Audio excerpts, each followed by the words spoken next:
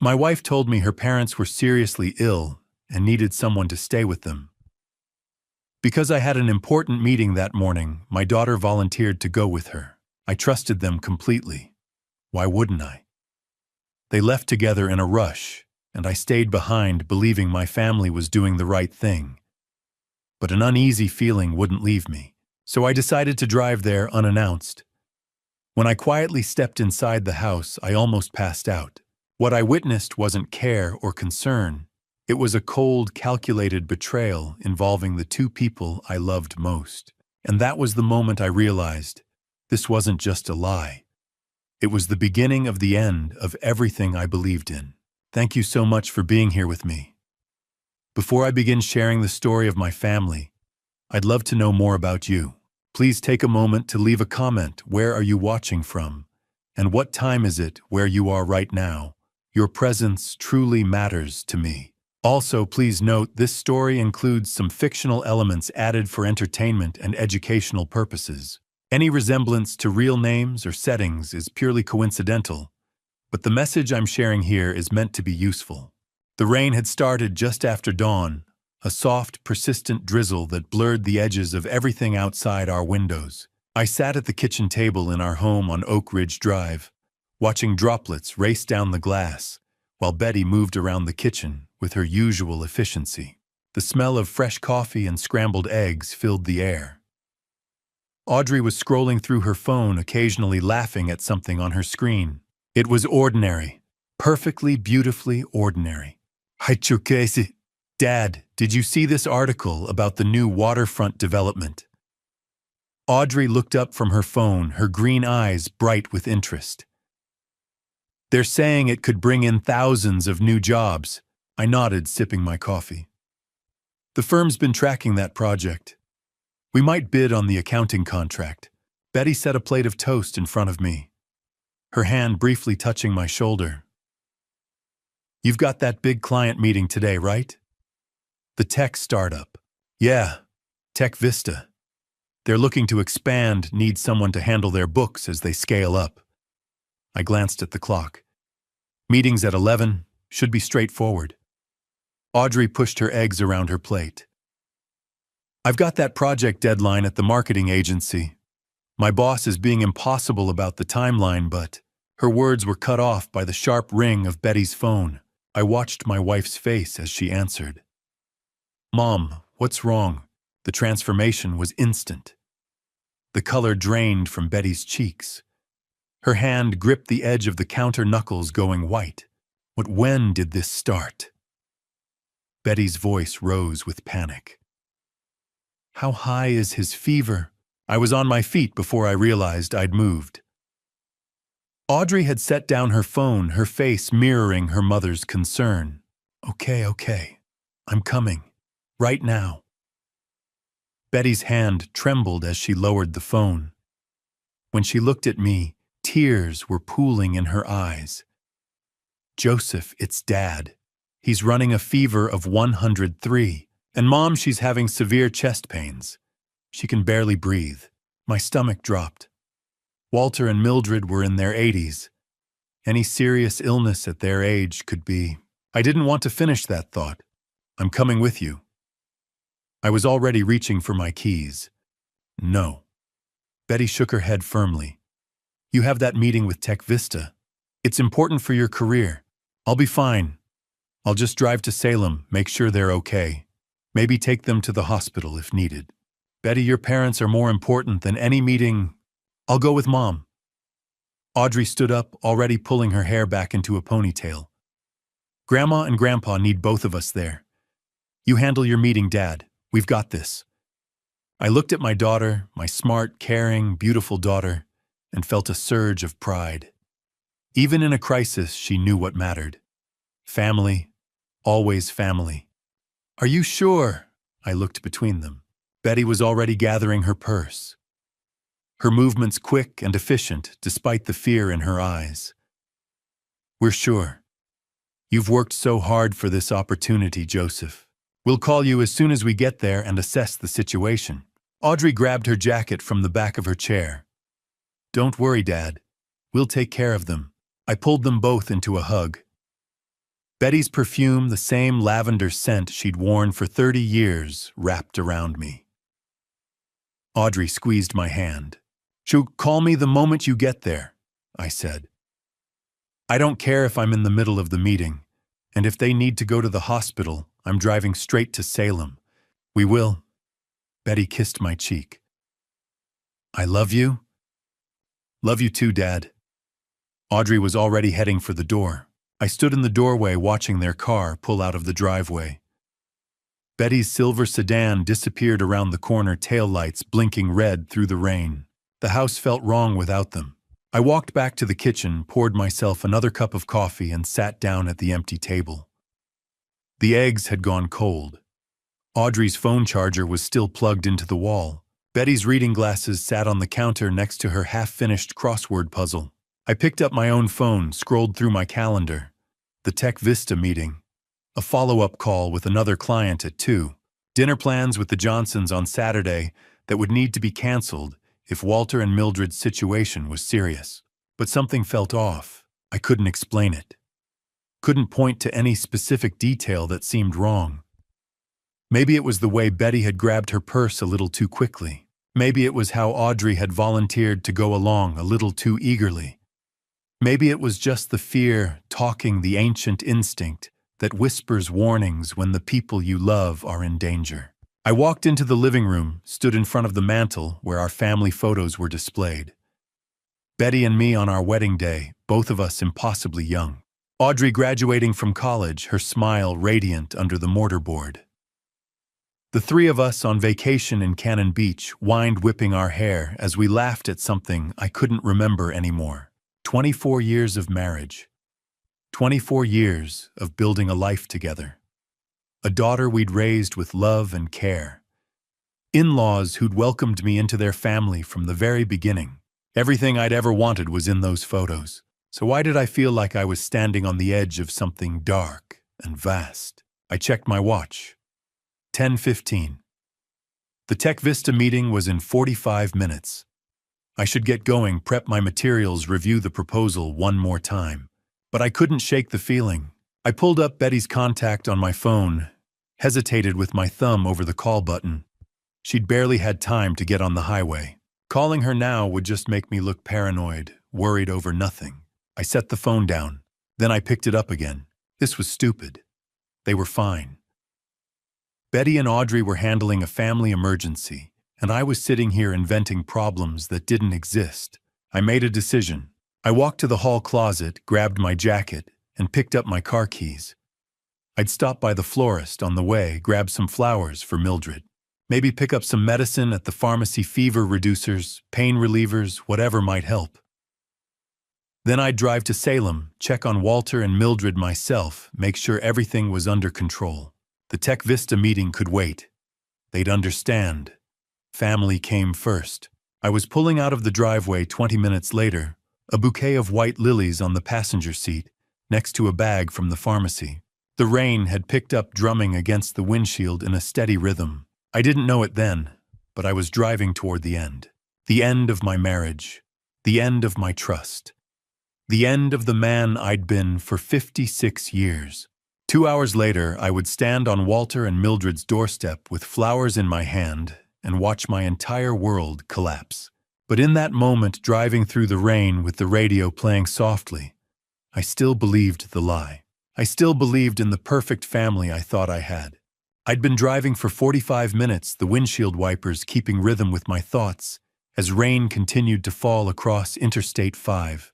The highway stretched south through gray landscape farmland and scattered trees blurring past my windows.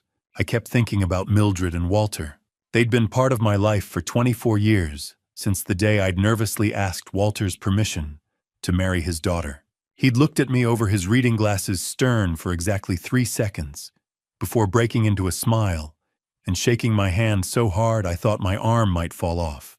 "Welcome to the family, son." That's what he'd called me. Son. Mildred had been just as welcoming. Every Thanksgiving, she'd make her famous apple pie specifically because she knew it was my favorite. Every Christmas, she'd slip me an extra piece of fudge when Betty wasn't looking, with a conspiratorial wink. Good people, kind people. And now, at 80 and 78 years old, they were facing serious illness, maybe worse. I gripped the steering wheel tighter. Walter was 80. At that age, any illness could turn critical fast. A high fever could become pneumonia.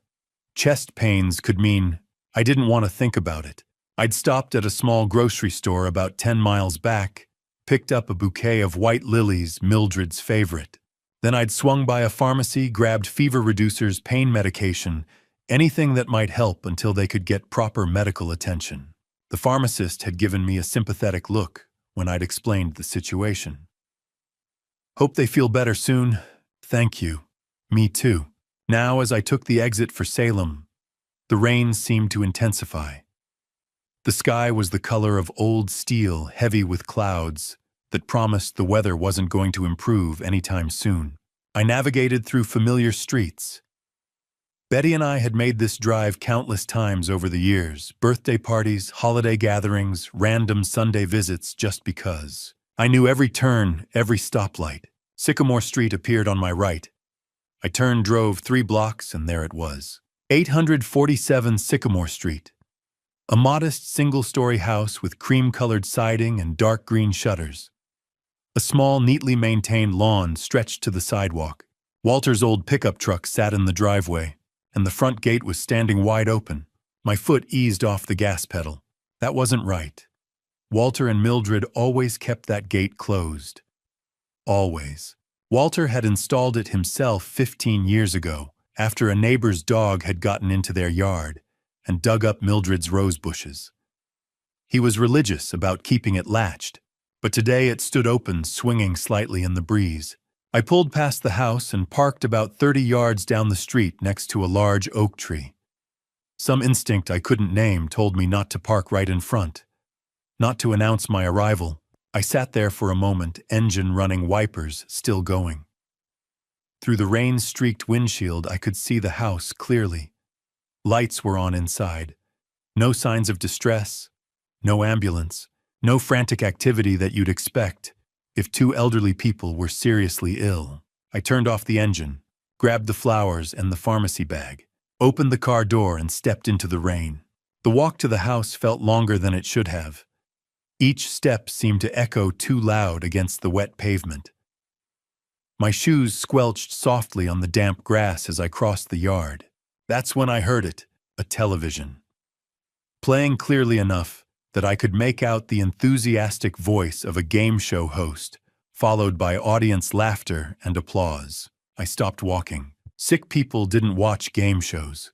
People with 103-degree fevers and severe chest pains didn't sit around watching television. They were in bed, in pain. Maybe on their way to the emergency room, but not watching game shows. My heart started beating faster. I moved closer to the house, staying quiet. The front door was slightly ajar, just a crack, but enough that I could see into the dim hallway beyond. I reached out, pushed the door open a few more inches. It moved silently on well-oiled hinges. The interior of the house looked normal. Mildred's collection of ceramic figurines lined the shelf in the hallway. Walter's jacket hung on the coat rack. The familiar smell of the house, a mixture of old wood vanilla candles, and the faint scent of the lavender sachets Mildred kept everywhere wrapped around me. I stepped inside, moving as quietly as I could, set the flowers and the pharmacy bag down on the small table near the entrance. My hands were shaking slightly, though I couldn't have said exactly why. The television was louder now. I could hear it clearly from what I knew was the living room just down the hall and to the right. And underneath the TV noise I could hear voices, talking, not moaning in pain, not crying out for help, just talking. Normally, casually. I moved down the hallway, my heart pounding so hard I was sure everyone in the house could hear it. Each footstep felt like thunder, even though I was walking on carpet. The living room doorway was ahead of me on the right. The voices were clearer now. One of them was Walter's distinctive baritone, slightly raspy with age. The other was Mildred's softer tone. I reached the doorway, looked inside, and my entire world tilted sideways. Mildred was sitting on the sofa, a plate of cookies on her lap. watching the television with obvious enjoyment. She was wearing her favorite purple cardigan, the one she always wore when she was comfortable and happy. No sign of chest pains, no difficulty breathing. She reached for another cookie, took a bite, and laughed at something on the screen. Walter sat in his recliner, his kingdom as he called it, with the morning newspaper spread across his lap. Reading glasses perched on his nose. No fever, no illness. He looked up at the TV, chuckled at whatever joke had just been made, then went back to his paper. Both of them were perfectly, completely, undeniably healthy. I felt like I'd been punched in the stomach. Betty had lied to me. The words kept repeating in my mind over and over. Betty had lied to me. There was no emergency, no sick parents, no crisis that required her and Audrey to drop everything and drive to Salem. So why were they here? As if answering my unspoken question, I heard Betty's voice drift from somewhere deeper in the house, from the direction of the kitchen. "I needs to move faster," she was saying. "We can't keep waiting." Then Audrey's voice, "I know, Mom, but we have to be careful. If he finds out before we're ready, he won't." Betty's tone was firm, certain. "Joseph trusts us completely. He always has." My legs felt weak. They weren't talking about medicine. They weren't discussing doctor's appointments or hospital visits or any kind of medical care. They were talking about money, my money, and they were talking about me. I pulled out my phone with trembling hands and started recording. I needed proof. I needed to know this nightmare was real. My fingers fumbled with the screen. The recording app icon seemed impossibly small, my hands shaking so badly I could barely tap it. Finally, the red dot appeared. Recording. I held the phone up, moving as quietly as I could toward the kitchen doorway. Each step felt dangerous, like walking through a minefield. One creak of the floorboards, one shadow falling wrong, and they'd know I was here. I pressed myself against the wall just outside the kitchen entrance. Close enough to hear every word, hidden enough that they couldn't see me. My heart hammered so loud I was certain they'd hear it. Betty's voice came through clearly. "Did you transfer the $3,000 this week?" "Done this morning, Mom." Audrey sounded casual, like she was discussing grocery shopping. "Dad never checks the statements anyway." $3,000? This week? Meaning this wasn't the first time. "What's the total now?" Betty asked. A pause. Then Audrey. $234,000. Just a few more months and we'll have enough. The number hit me like a physical blow. $234,000. Nearly $250,000. Gone. Stolen. By my wife and daughter. My vision blurred. I pressed harder against the wall, needing something solid to keep me upright. "Are you sure he won't notice?" Betty's voice carried a hint of worry. Audrey laughed. Actually laughed. "Dad's a financial advisor, but he's so busy with his clients that he never looks at his own accounts. It's actually kind of funny when you think about it." Funny, she thought destroying me was funny. "Sometimes I still feel guilty," Betty began. "Don't." Audrey cut her off, voice turning cold. "He's ignored our emotional needs for years. You deserve this. We both deserve this." Each word was a knife. Each sentence carved something away from me that I'd never get back. I'd ignored their emotional needs. I thought about every birthday party I'd thrown for Audrey, every dance recital I'd attended, every parent-teacher conference, every late night, helping her with homework, teaching her to drive, being there when she got her heart broken the first time. I thought about Betty.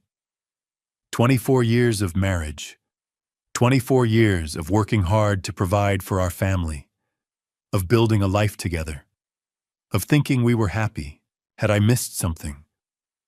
Had I been blind to their unhappiness? Or was this just the story they'd told themselves to justify what they were doing?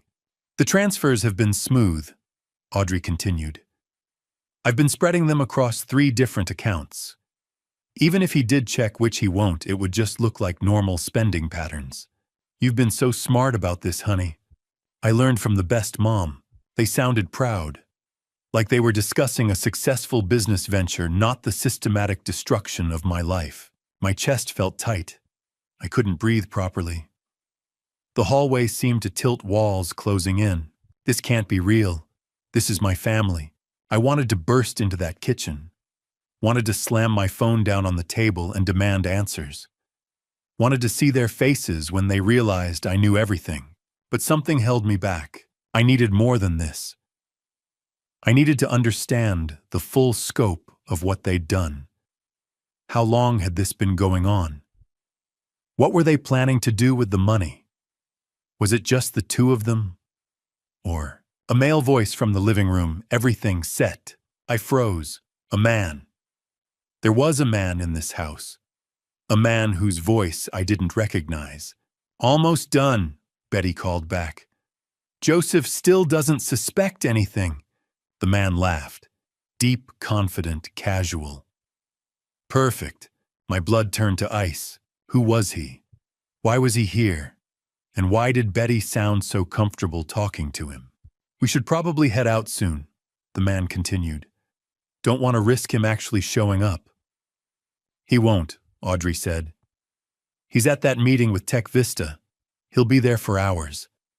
They'd planned this, timed it, made sure I'd be safely occupied while they gathered here to discuss how they were robbing me blind.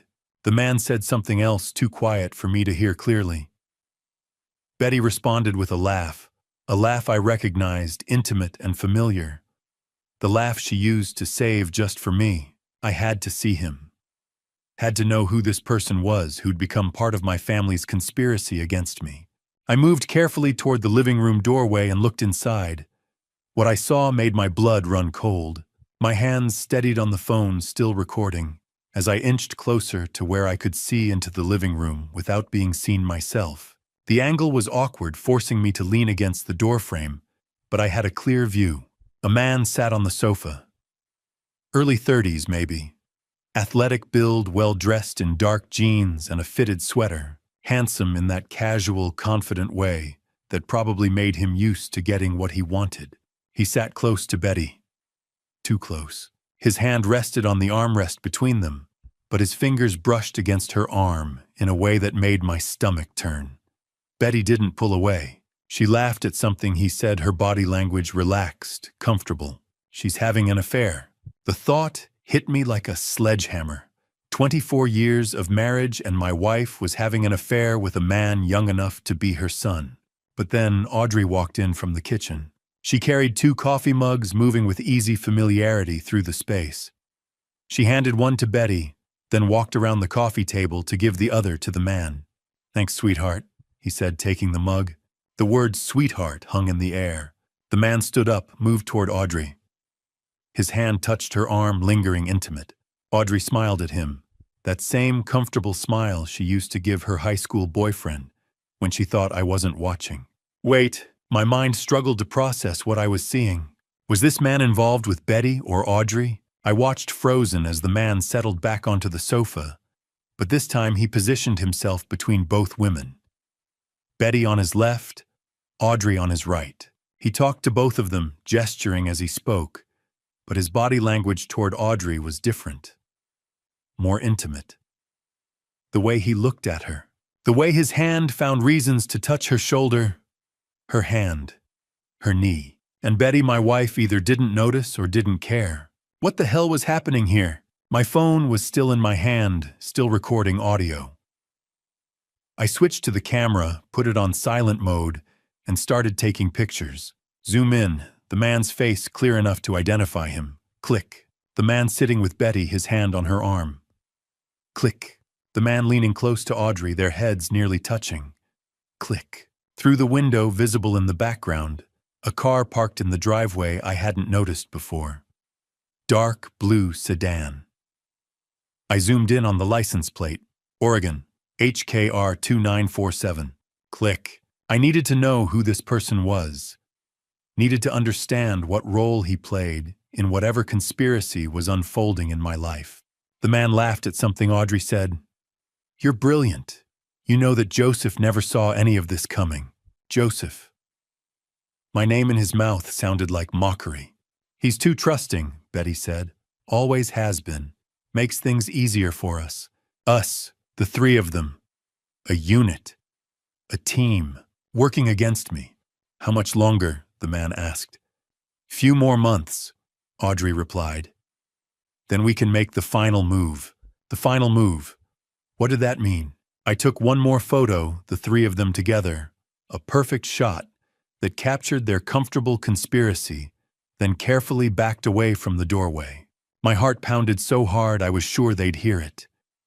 Each step backward felt dangerous, like I was defusing a bomb that could explode if I made one wrong move. I reached the front hallway. The flowers and medicine I'd brought sat on the entry table, mocking me with their useless optimism. I picked them up, couldn't leave evidence I'd been here, and moved to the front door. It was still slightly ajar, exactly as I'd found it. I slipped through, pulled it closed with barely a whisper of sound, then walked quickly across the wet lawn toward my car. The rain had picked up, coming down harder now. By the time I reached my car and got inside, I was soaked. I sat behind the wheel, not starting the engine, just sitting, staring. I pulled up the photos on my phone. The man's face filled the screen. Handsome, confident, smiling. Who are you? I swiped to the next photo. Him with Betty, then him with Audrey, then the license plate. HKR 947. I could track that. Find out who owned the car. Get a name. But what then? Rain drummed on the roof of the car, a steady percussion that matched the chaos in my head. I watched the house through the rain-streaked windshield, the lights glowing warm in the windows. My wife and daughter inside with a stranger planning something that would destroy me. $234,000. Already gone, and they weren't done yet.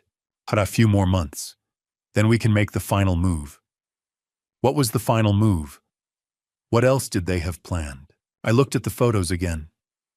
The man's face, his comfortable intimacy with both my wife and daughter. The way they'd formed a triangle of conspiracy. And suddenly, I understood something that made my blood run even colder. This wasn't just about money. This was bigger, darker, more calculated than simple theft. They were planning something that would go beyond stealing my money. Something that required months more of preparation. Something they seemed confident I would never recover from. I sat in that car for 20 minutes, rain pounding on the metal above me, staring at the face of a stranger on my phone screen. My wife, my daughter, a man I'd never seen before, and a conspiracy larger and darker than anything I could have imagined. I drove home in a state of numbness. When I opened my laptop to check the bank accounts, my worst fears were confirmed. The highway stretched endlessly before me. Rain had stopped leaving wet pavement that reflected gray sky. I didn't remember the drive. My hands gripped the wheel, my foot worked the pedals, but my mind was somewhere else entirely. Betty's laugh, Audrey's cold voice, that stranger's confident smile. $234,000. By 3 o'clock, I was pulling into my driveway. The house looked peaceful, ordinary. Nothing had changed on the outside. Everything had changed on the inside. I unlocked the door and stepped into silence. No one home. Just empty rooms holding secrets I'd been too blind to see. I went straight to my office, closed the door, and sat at my desk. My laptop sat waiting. I stared at it for a long moment before opening it. Please let this be wrong, please. But I already knew it wasn't. I logged into our U.S. bank account, the joint checking Betty and I had shared for 24 years. Set the date range to 18 months and clicked search. The screen loaded. There it was. Every single week like clockwork. Electronic transfer. $3,000. Tuesday 1 week, Thursday the next, but always there. Week after week after week. Destination investment account. Cayman Islands. I'd never authorized any account in the Cayman Islands. I did the math even though I knew the answer. 3,000 times 4 weeks times 18 months. $216,000. I scrolled deeper, found the anomalies. Larger transfers scattered throughout. 5,000 here, 8,000 there, another 3,000. Total $234,000. Exactly what Audrey had said. My chest tightened. I stood up, walked to the window. Outside, water dripped from trees. A neighbor walked a dog. Normal life continuing while mine collapsed. I'd worked 60-hour weeks for this money, skipped vacations, missed dance recitals because of client deadlines. Told myself it was worth it because I was providing for my family. For what to fund my own destruction? I pulled out my phone and found the name I needed.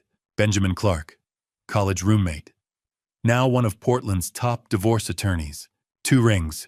Joseph, long time. What's going on? His voice was warm, friendly. We hadn't talked in months. Ben, I need help. It's urgent. Everything in my tone changed his demeanor instantly.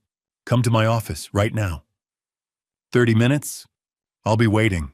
I hung up and immediately dialed again. Philip Benson, my accountant for 10 years. Meticulous, thorough, trustworthy. Joseph, what can I do for you? To Philip, but I need every financial record, every account, every transaction, every document. 3 years back. A pause. Philip was smart enough to understand what I wasn't saying. Is everything all right? No, but it will be. How fast can you get it? I'll pull everything tonight, tomorrow morning. Perfect, thank you. I set the phone down and took a breath. The pieces were moving into place. Legal representation, financial documentation, evidence. This was real. This was happening. I looked at the computer screen again. All those transfers marching away with my life's work. Each one represented hours away from home. Clients I'd helped. Trust I'd built. Trust. I'd built a career helping people protect their money. And I'd been too busy to notice my own family stealing mine. But Dad's so busy with his clients that he never looks at his own accounts. Audrey had been right. She'd studied me, understood my blind spots, and exploited them perfectly. My phone buzzed. Betty, a text message. How did your meeting go? Hope it went well. Love you. Love you. I stared at those words until they meant nothing. Then the phone rang. Betty calling. Her contact photo smiled up at me last summer at Cannon Beach sunset behind us, her telling me how lucky she felt. She couldn't know I knew. Not yet. Not until everything was in place. The phone rang. Once, twice, 3 times. My finger hovered over the answer button, but I couldn't. Not yet. Not before I understood everything. Not before I had a plan. I let it go to voicemail. Guilt twisted inside me. 24 years of being the husband who always answered, who was always there. But that husband had been a fool. That husband had trusted while they robbed him blind. I couldn't be that husband anymore. Another buzz. Voicemail notification. I didn't listen. Instead, I grabbed my keys, my laptop, and the printed bank statements. 30 minutes to Benjamin's office. I needed to move. As I locked the front door, my phone buzzed again. Betty. Everything okay? You didn't answer. I typed back with steady hands. Sorry, in the car. Meeting ran late, heading to another client. Talk tonight. Love you. The lie came easier than expected. I got in my car and drove toward downtown Portland, toward Benjamin's office, toward whatever came next. Behind me, the house stood empty, holding secrets I'd been too blind to see. But I wasn't blind anymore. Benjamin listened to the recording in absolute silence. When it ended, he looked at me with a mix of pity and cold fury. His office occupied the 20th floor of a downtown Portland high-rise. Glass walls offered a view of the city, spread below us, lights beginning to flicker on as evening approached. Modern furniture, law books lining one wall, and a desk that probably cost more than most people's cars. I'd driven here in a daze, the recording burning in my phone like evidence of a crime I still couldn't fully accept. Was real. Benjamin had cleared his schedule like he'd promised. Now he sat across from me, his expression growing darker with every word from the recording. Betty's voice. Did you transfer the $3,000 this week? Audrey's reply. Done this morning, Mom. 5 minutes of my family casually discussing how they'd stolen from me. When it finally ended, silence filled the office. Joseph. Benjamin's voice was controlled professional, but I could hear the anger underneath.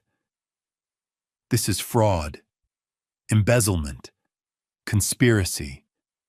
This isn't just a bad marriage. This is criminal. I showed him the photos next. The man on my phone screen sitting between my wife and daughter, comfortable and confident.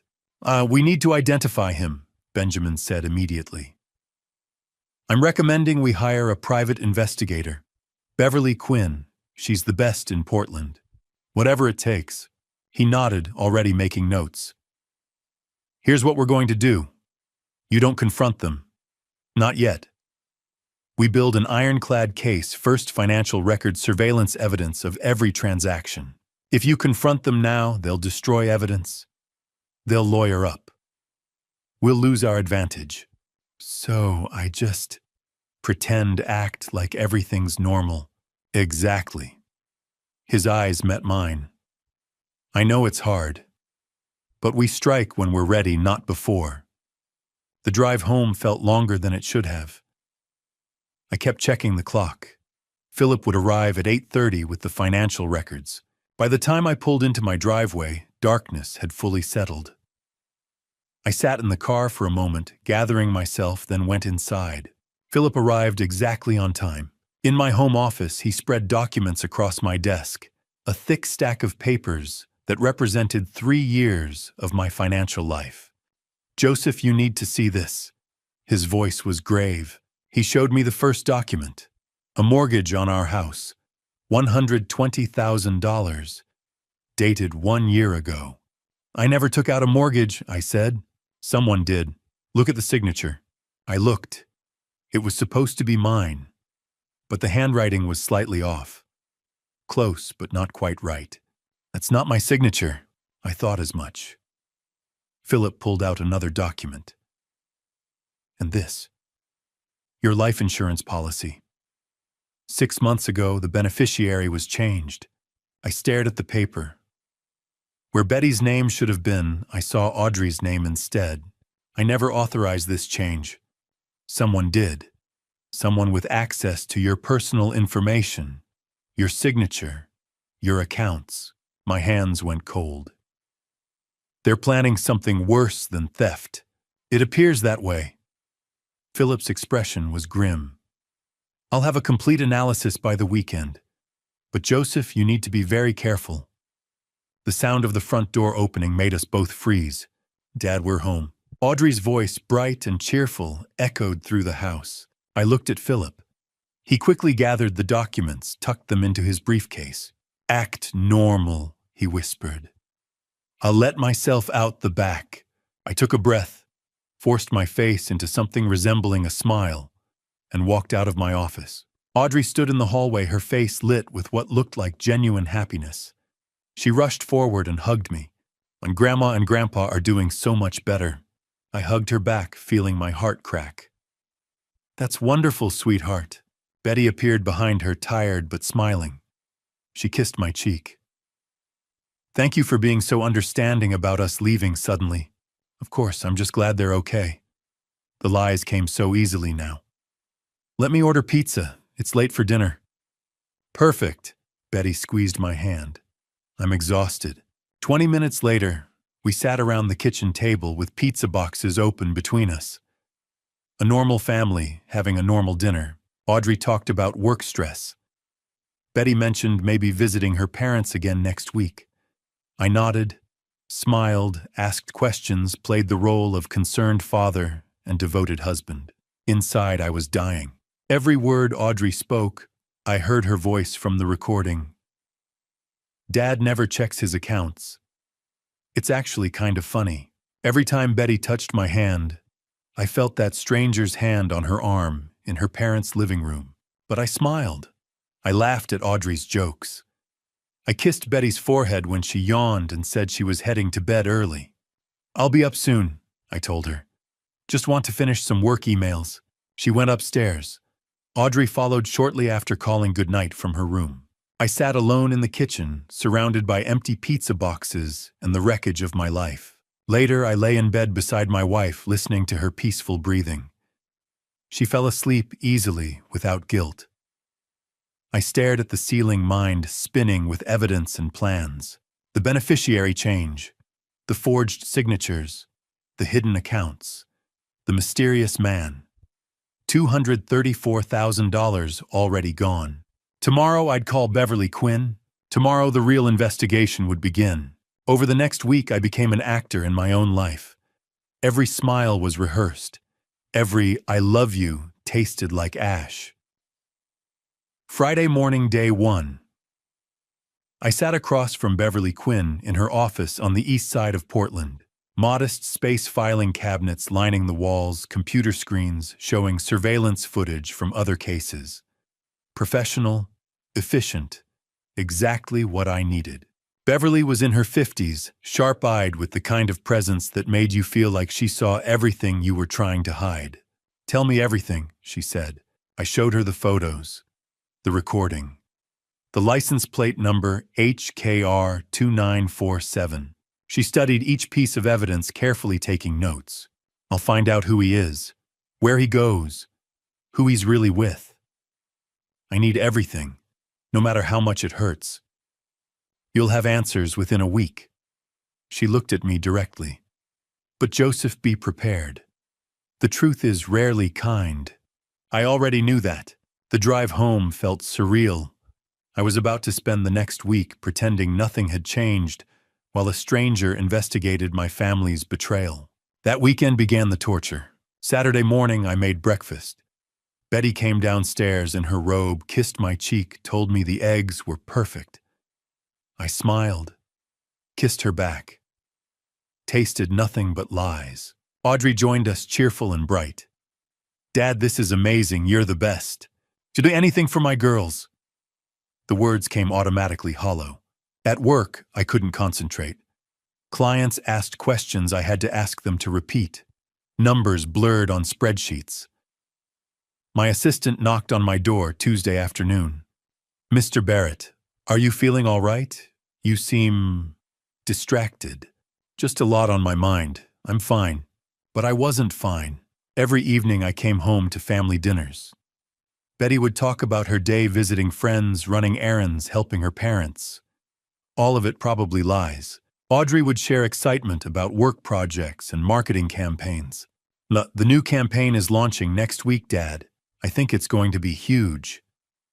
"That's wonderful, sweetheart. You've worked so hard." I wanted to scream, wanted to flip the table and demand the truth. Instead, I smiled and asked follow-up questions like a good father. Betty noticed something was wrong by Wednesday. "Honey, you look exhausted. Is everything okay?" Busy season. You know how it gets." "Maybe you should take a day off." "I will soon." Another lie to add to the pile. The nights were worst. Lying next to Betty in the dark, listening to her peaceful breathing while my mind spun with evidence and questions. She slept easily without guilt. I stared at the ceiling until dawn. Thursday night I broke down in my home office, sat alone in the dark, head in my hands. 24 years of marriage. A daughter I'd raised from birth. Had any of it been real? My phone rang. Beverly. "On Joseph, I've identified him. Evan Cross, 32 years old, personal trainer at Equinox Gym in the Pearl District. Lives in a luxury apartment nearby." My hands went cold. "Is he with my wife?" "I'm still confirming details. Give me more time." 2 days later, day 5, she called again. "Joseph, I've been following Evan for 5 days now. And he meets with Audrey every single day. Coffee shops, his apartment, restaurants. They're clearly involved." I felt sick. "What about Betty?" "He's met with Betty twice. Both times Audrey was present, but the body language..." Beverly paused. "He's not with Betty, Joseph. The intimacy, the way he looks at her, touches her, that's all directed at Audrey." The words took a moment to land. "You're saying..." Evan is your daughter's boyfriend, not your wife's. I sat down heavily. The room tilted. Audrey was the mastermind, not Betty. My daughter, my little girl, was manipulating her own mother, using her. And Betty either didn't see it or didn't care. I remembered the life insurance documents, the beneficiary change, Audrey's name replacing Betty's. She's planning something, I said quietly. Something worse than theft. Joseph, there's more. My grip tightened on the phone. What? I've been monitoring online activity. Audrey's been searching for information about substances that don't leave traces. And I checked your car's maintenance records. Someone tampered with your brake system 3 weeks ago. The world stopped. What are you saying? Beverly's voice was steady but grave. I'm saying your daughter may be planning to harm you. 3 days passed in uneasy silence. I still went through the motions, work, home, family dinners, but I watched Audrey carefully. Then, on day 10, someone tried to end my life. Wednesday afternoon, 5:45. I left my office building and walked to the parking garage, briefcase in hand, mind occupied with client files and Beverly's latest report. The rain had started again, Portland's constant companion. I got in my car, started the engine, and merged onto Interstate 5 southbound toward home. Traffic was moderate, rush hour but not terrible. Rain made the pavement slick, headlights reflecting off wet asphalt. I stayed in the middle lane, cruise control set to 65.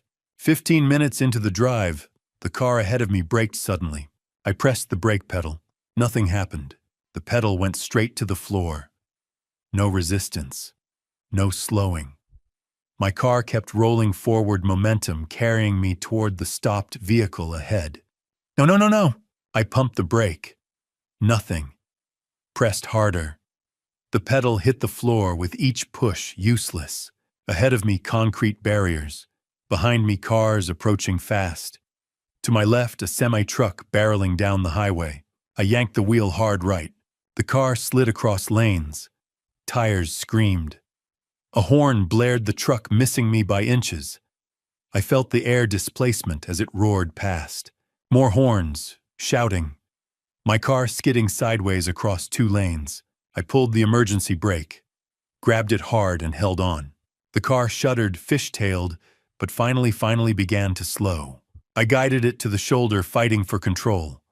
Gravel crunched under tires. The car lurched, bounced, and came to a stop. I sat there, hands locked on the wheel, heart hammering so hard I thought my ribs would crack. Vision blurred at the edges. Cars rushed past. Some honked. Most ignored me. A knock on my window made me jump. "Sir, you okay?" A man in a rain jacket, concerned face, pressed against the glass. I nodded. Couldn't speak. Rolled down the window. "You all right? That was close." "Brakes failed." My voice sounded distant. Need a tow truck. You want me to call someone?" "I've got it, thank you." He hesitated, then walked back to his car. I pulled out my phone with shaking hands and called for a tow. 30 minutes later, my car was being loaded onto a flatbed. The driver recommended a repair shop nearby. I rode with him, still trembling. At the shop, a mechanic crawled under my car while I waited in the office, drinking terrible coffee and trying to stop my hands from shaking. 20 minutes passed. The mechanic emerged, wiping his hands on a rag. His expression was grave. "Mr. Barrett, your brake lines were cut. Deliberately."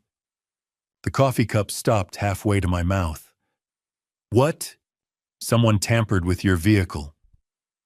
Look." He pulled up photos on his phone. "These are clean cuts, not wear and tear. Someone wanted your brakes to fail." I stared at the images.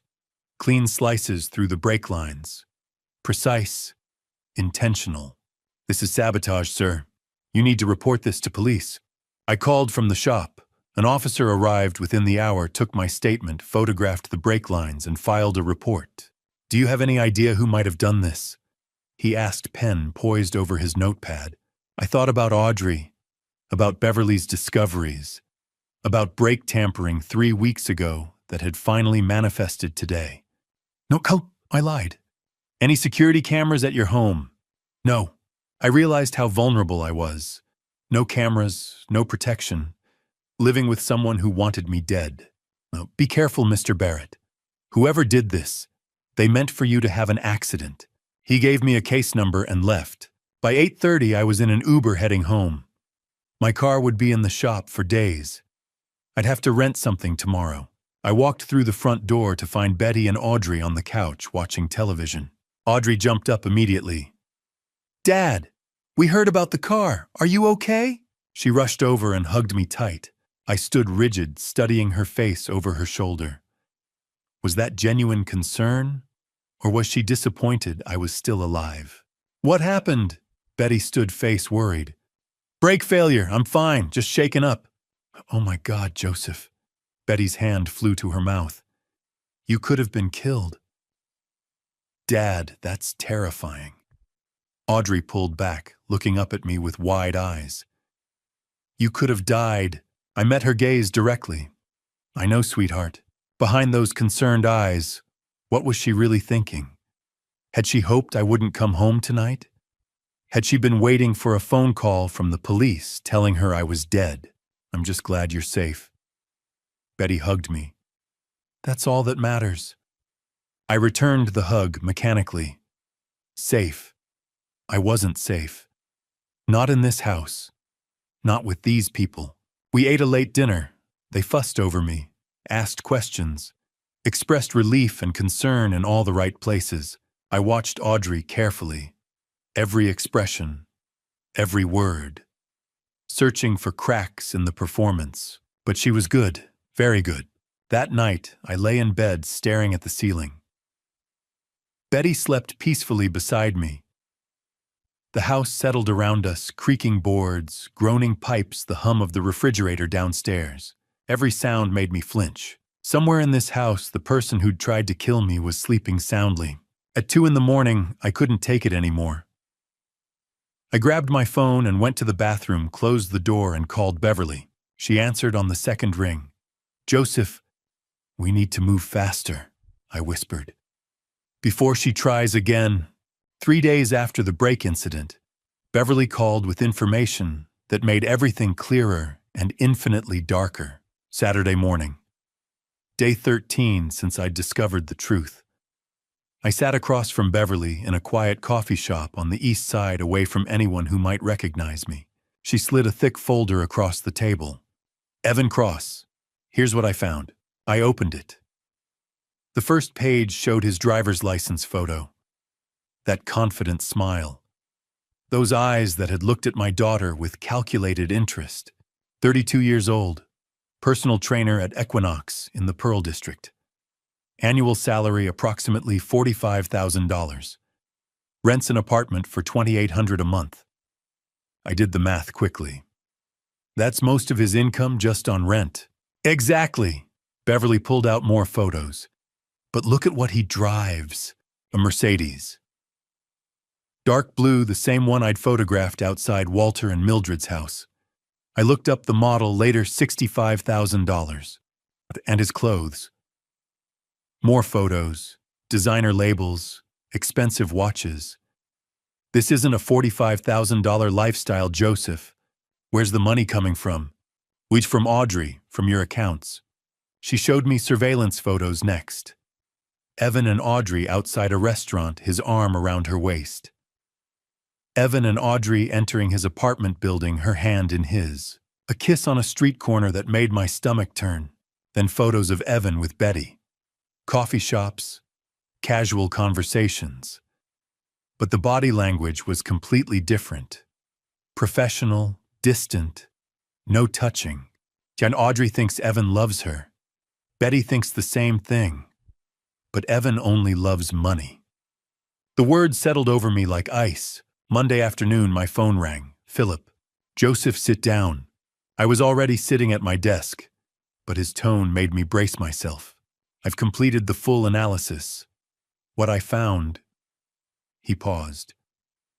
"It's worse than we thought." "Tell me." 8 months ago, there was a $50,000 transfer from your investment account. The memo line says, "Investment, Evan's gym startup. What gym? Exactly. There is no gym. No business registration. No LLC formation. Nothing. The money went directly into Evan's personal account. $50,000. Gone. For a business that never existed. Hadi, the mortgage on your house, the $120,000 one, I traced where the money went. Offshore accounts in the Cayman Islands. The signature is yours, but it's not, it's forged.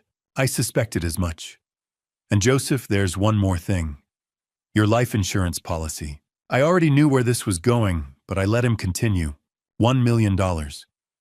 6 months ago, the beneficiary was changed from Betty to Audrey. The authorization signature is supposed to be yours. I never signed that. I know. But if you were to pass away, Audrey would receive $1 million. My blood ran cold. The brake lines. The failed attempt. She needed me gone. Philip, thank you. Send me everything in writing. Already done. Joseph, be careful. Wednesday evening, day 17. I came home early, told Betty I had a headache, and went upstairs to lie down. But I didn't go to the bedroom. I went to my office and closed the door quietly. Audrey was in her room. I could hear her voice through the wall. She was on the phone. I moved into the hallway, standing just outside her door. Mom thinks you're her boyfriend, Evan. Audrey's voice carried clearly, a male voice on speakerphone. Evan. Let her think that. We need her cooperation. But what about Dad? When is it going to happen? My heart stopped. Be patient, babe. The first attempt didn't work. But there are other ways. I can't wait much longer. I need that insurance money. Soon. Very soon, I promise. I stood frozen in the hallway. Every word was a knife. They were planning to kill me. My daughter and her boyfriend were actively planning my death so they could collect $1 million. And Betty, my wife, was just a pawn. She thought Evan cared about her. Had no idea he was using her, manipulating her, keeping her compliant while he and Audrey plotted murder. I backed away from the door silently, down the stairs, into my office, locked the door, sat at my desk with my head in my hands. 24 years of marriage, a daughter I'd loved from the moment she was born. And it had all led to this, sitting in my own home listening to my child discuss the best way to end my life. I picked up my phone and called Benjamin. We need to move faster, I said, voice shaking. They're planning a second attempt. This time they might succeed. Benjamin's response was cold, controlled. Then we strike first. Tomorrow we accelerate everything. 2 days after overhearing Audrey's phone call on a quiet Sunday morning, the second attempt came. It was more direct, and it almost succeeded. Sunday, 9 in the morning. I sat in the living room with the newspaper spread across my lap, trying to maintain the appearance of normalcy even though every nerve in my body was on alert. Footsteps on the stairs. Audrey came down, already dressed, her face bright with a smile. Good morning, Dad. Want some coffee? I'm making your favorite. I looked up from the paper. My favorite. Caramel latte with an extra shot of espresso. She only made that on special occasions. That would be great, sweetheart. She disappeared into the kitchen. I heard the espresso machine hissing the clink of mugs. 10 minutes later, she returned carrying a large ceramic cup. Extra shot, just how you like it. She set it on the coffee table in front of me with a smile that looked completely genuine. Thank you, Audrey. She settled onto the couch beside me, picking up her phone but not really looking at it, watching me instead in her peripheral vision. I wrapped my hands around the warm cup. Steam rose from the surface. It smelled perfect, rich coffee, sweet caramel, exactly the way I'd always liked it. Is this it? Is this the moment? But I couldn't show fear. Couldn't let her know I suspected anything. I took a sip. It tasted normal. Sweet, strong, exactly right. I took another sip, then another. Over the next 20 minutes, I drank half the cup while reading the sports section and occasionally commenting on articles to Audrey. She responded appropriately, laughed at the right moments, asked questions. The perfect daughter, spending a quiet Sunday morning with her father. 9:45. The room tilted. I gripped the armrest of the chair. The newspaper slid from my lap. Dad, Audrey's voice sounded distant. You okay? My heart was racing, pounding so hard I could hear it in my ears. The room spun like I was on a carnival ride. I don't feel right. I tried to stand. My legs buckled. I went down hard, hitting the floor with my shoulder. The impact barely registered through the chaos in my head. Couldn't breathe. My chest was tight, constricting. Vision blurring at the edges. Dead Mom. Betty's footsteps thundered down the stairs. Conivdi, Joseph. I tried to respond, but couldn't form words. The ceiling swam above me. Audrey's face appeared hovering over mine, her expression perfectly crafted concern. Call 911. Her voice sharp, panicked. Mom, call them now. Betty's voice from somewhere far away. My husband collapsed. He's barely breathing. The world faded in and out. Darkness creeping in from the sides. My last coherent thought. She did this. She put something in the coffee, then nothing. Fluorescent lights, beeping machines, the antiseptic smell of hospital. I opened my eyes slowly. White ceiling tiles, an IV in my arm. A doctor stood beside the bed, checking a chart. He noticed I was awake. Mr. Barrett, you're at Providence Portland Medical Center. You had a severe reaction. Your wife brought you in. What happened? We found extremely high levels of sedatives in your system, enough to cause respiratory failure. How much did you take this morning? My mind raced through the fog. I needed to be careful. Couldn't reveal the truth yet. Not until everything was ready.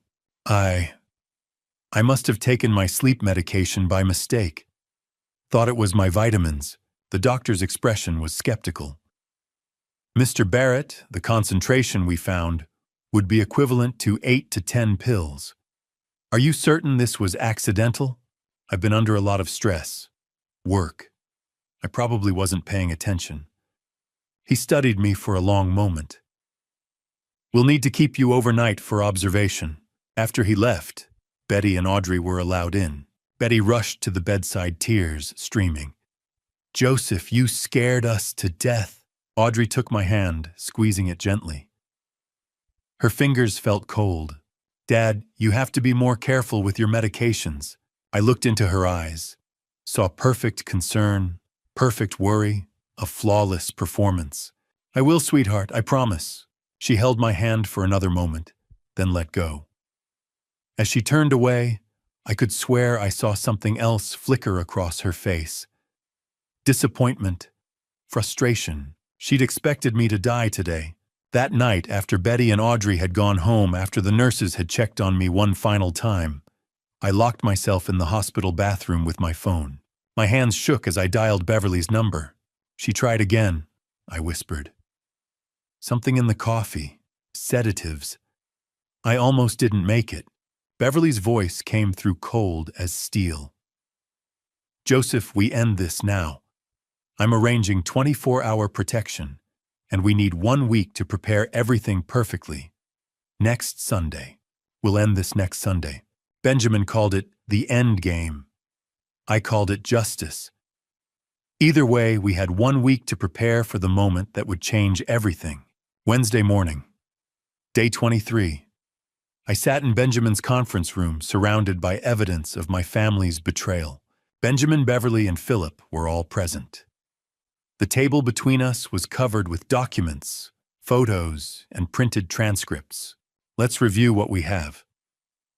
Benjamin organized the materials into neat stacks. First, the audio recordings. 5 minutes of Betty and Audrey casually discussing how they'd stolen from me. Their voices clear and damning. Next, Beverly's surveillance photos. Evan with Audrey kissing, holding hands, entering his apartment. Evan with Betty coffee conversation, careful distance. Then Philip's financial analysis. He'd compiled everything into a single report. $234,000 stolen through wire transfers over 18 months. $120,000 taken through a forged mortgage on your house. $50,000 sent to a fake gym investment that never existed. He looked up at me. Total $404,000. The number sat heavy in the air. The life insurance policy change. Philip continued. $1 million. Beneficiary switched from Betty to Audrey 6 months ago. Your signature forged. Beverly added her findings. Brake sabotage. We have the mechanics report showing deliberate tampering, and the hospital records from the sedative overdose. Benjamin tapped the table. This is enough for criminal prosecution. Fraud, embezzlement, conspiracy to cause harm. The evidence is overwhelming. What about Evan? I asked. Beverly's expression shifted slightly. I'm still digging. There's something bigger here. Give me 2 more days. We don't have 2 days. Sunday is... I know. She met my eyes. And you'll have everything you need by then. I promise. Security was the next discussion. I've arranged 24-hour protection, Beverly said. Derek, former military. He'll pose as a new neighbor. Armed, trained, and watching your house constantly. I nodded. The attempts on my life had escalated. I couldn't take chances anymore. My daily routine had changed dramatically. I no longer ate anything Betty or Audrey prepared. Every meal came from restaurants, sealed containers I opened myself.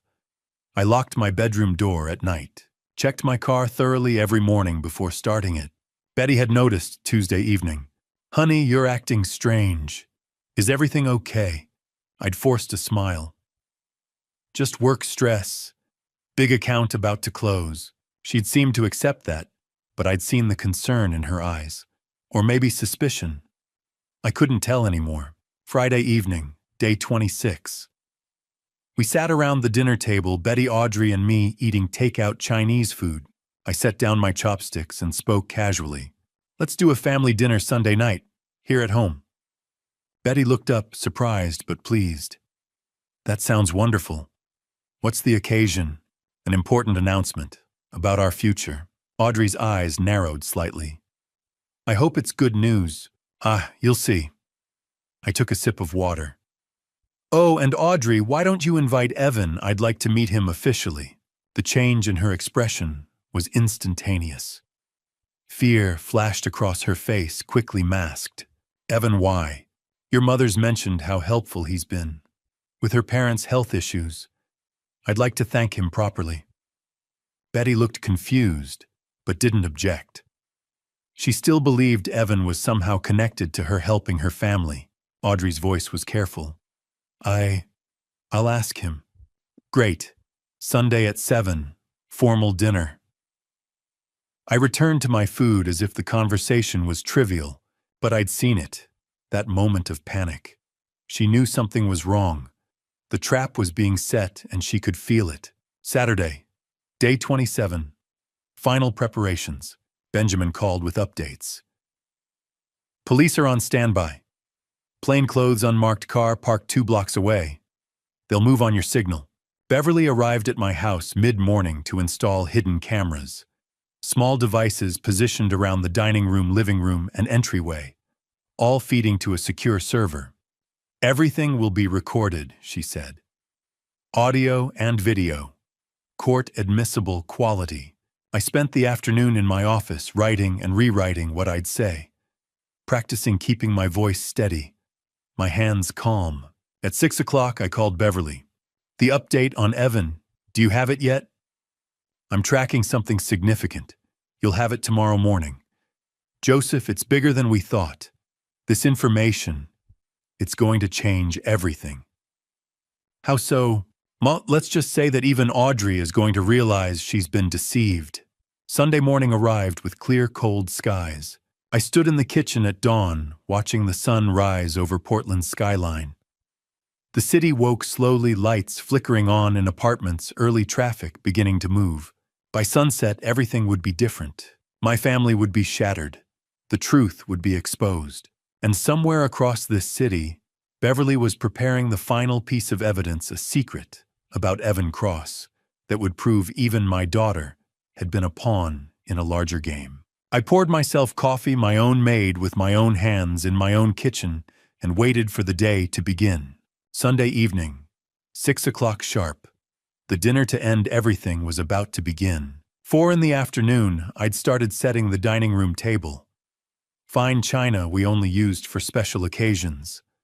White tablecloth, candles in silver holders. Everything arranged with precision. Betty was in the kitchen, the smell of roasting chicken filling the house. "Joseph, this looks beautiful," she called out. "What's this important announcement you mentioned?" "You'll hear soon enough. 5 o'clock. Audrey came downstairs, dressed carefully, black dress, pearl earrings, makeup done perfectly. But her hands kept reaching for her phone, checking it, setting it down, checking it again. "Is Evan coming?" I asked casually. "He'll be here at 6. Good. At 5:45 my phone buzzed. Text from Benjamin. Cameras live. Police ready. Good luck." I took a deep breath. 5:55, the doorbell rang. Audrey practically ran to answer it. I stayed in the living room listening. "Hey, babe." Evan's voice. A kiss. "You look amazing." They entered together. Evan wore a button-down shirt and dress pants, his appearance polished and confident. Exactly the kind of man who could charm his way into people's trust. I stood extending my hand. "You must be Evan. I'm Joseph." His handshake was firm, his smile easy. "Great to finally meet you, sir. I've heard so much about you." I studied him. Younger than I'd expected, early 30s, like Beverly had said. Handsome. The kind of charismatic presence that made you want to believe whatever he said. "Evan." Betty emerged from the kitchen, wiping her hands on a towel.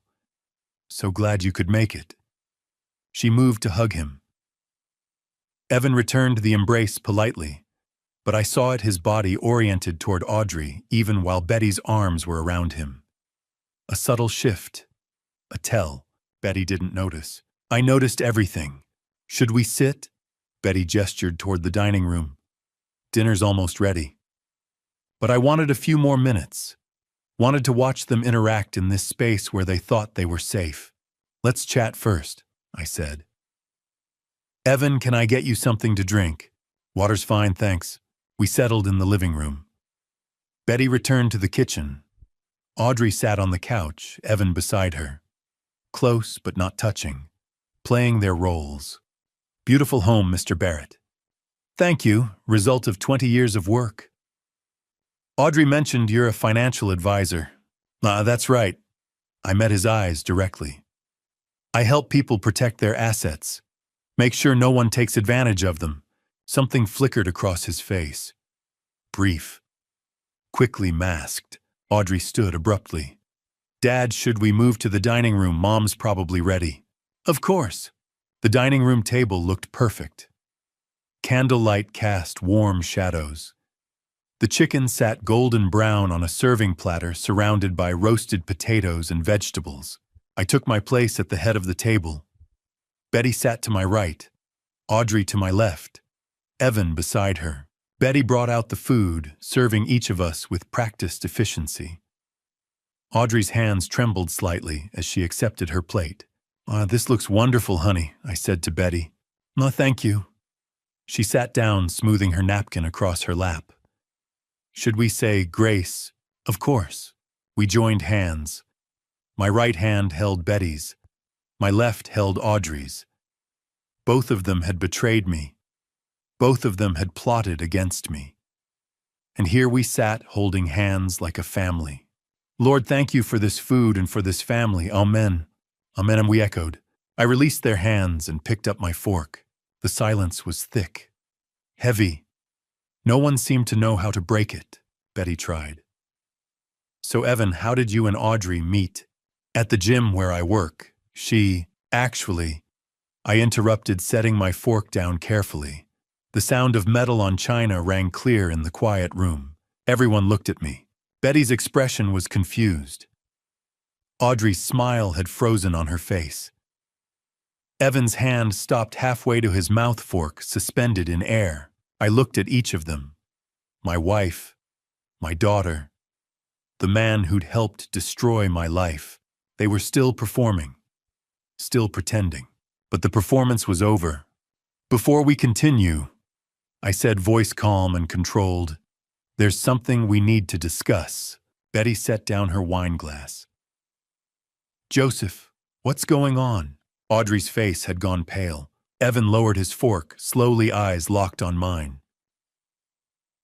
We need to talk about the $234,000 that's been stolen from me. The words hung in the air like thunder.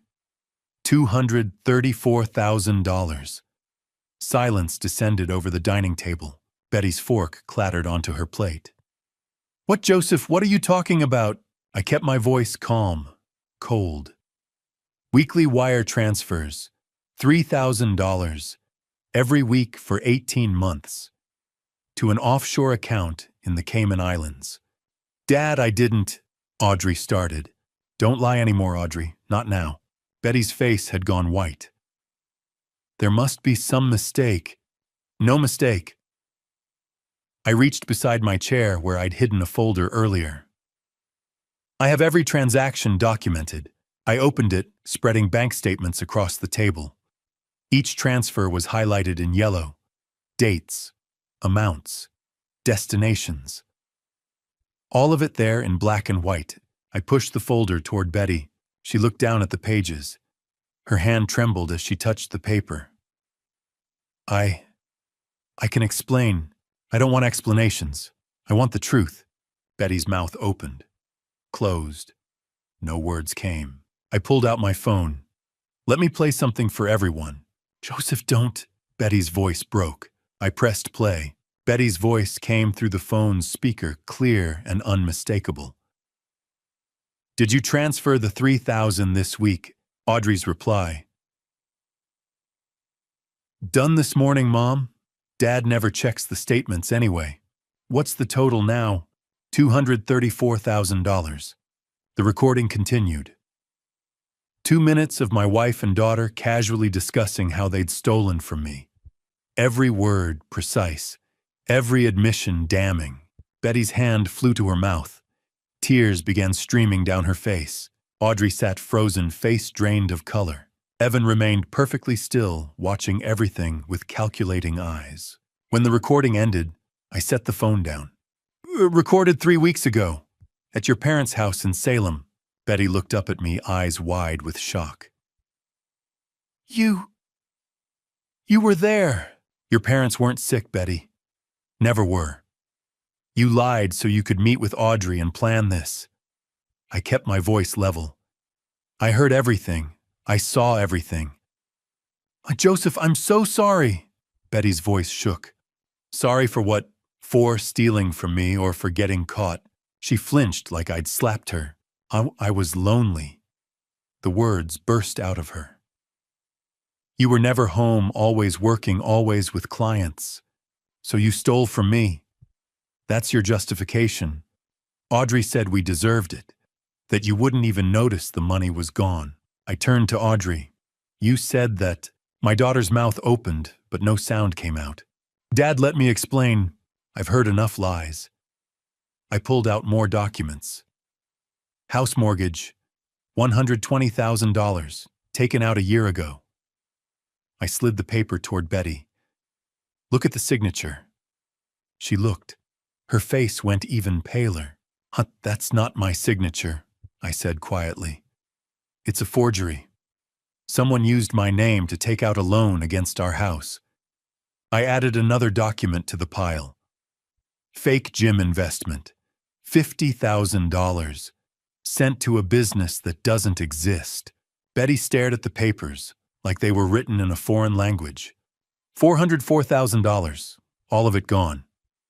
I didn't know about those. Betty sobbed.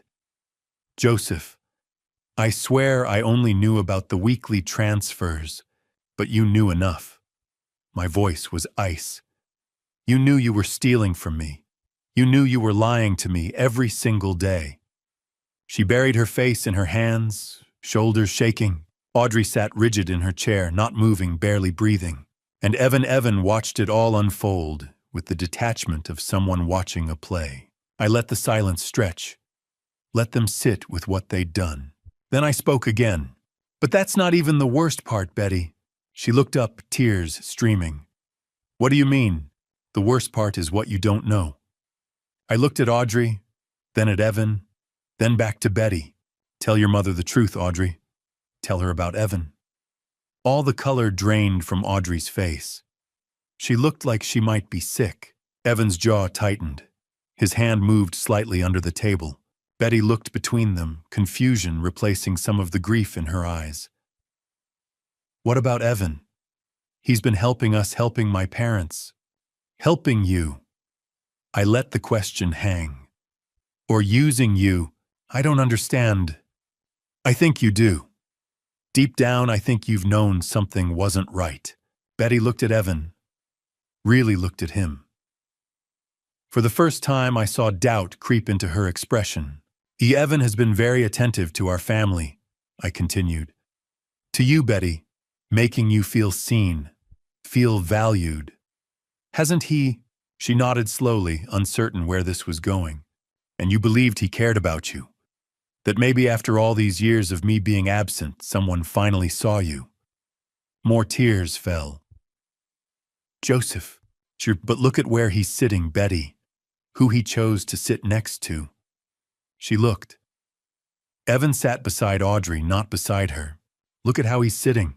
Under the table, I could see what Betty couldn't, Evan's hand gripping Audrey's thigh. Audrey leaning slightly toward him, not away from him. Betty's eyes moved between them, confusion deepening. She didn't understand yet, but she was about to. I reached under my chair and pulled out a tablet I'd hidden there before dinner. Opened a video file. Beverly Quinn is an excellent investigator. I pressed play and turned the screen toward Betty. The video showed a street corner in the Pearl District. Evan and Audrey standing close together outside an apartment building. Then Evan pulled her in, kissing her deeply. His hand on her waist, her fingers touching his face, both of them smiling. The timestamp read Tuesday last week, 2:47 p.m. Betty's face transformed.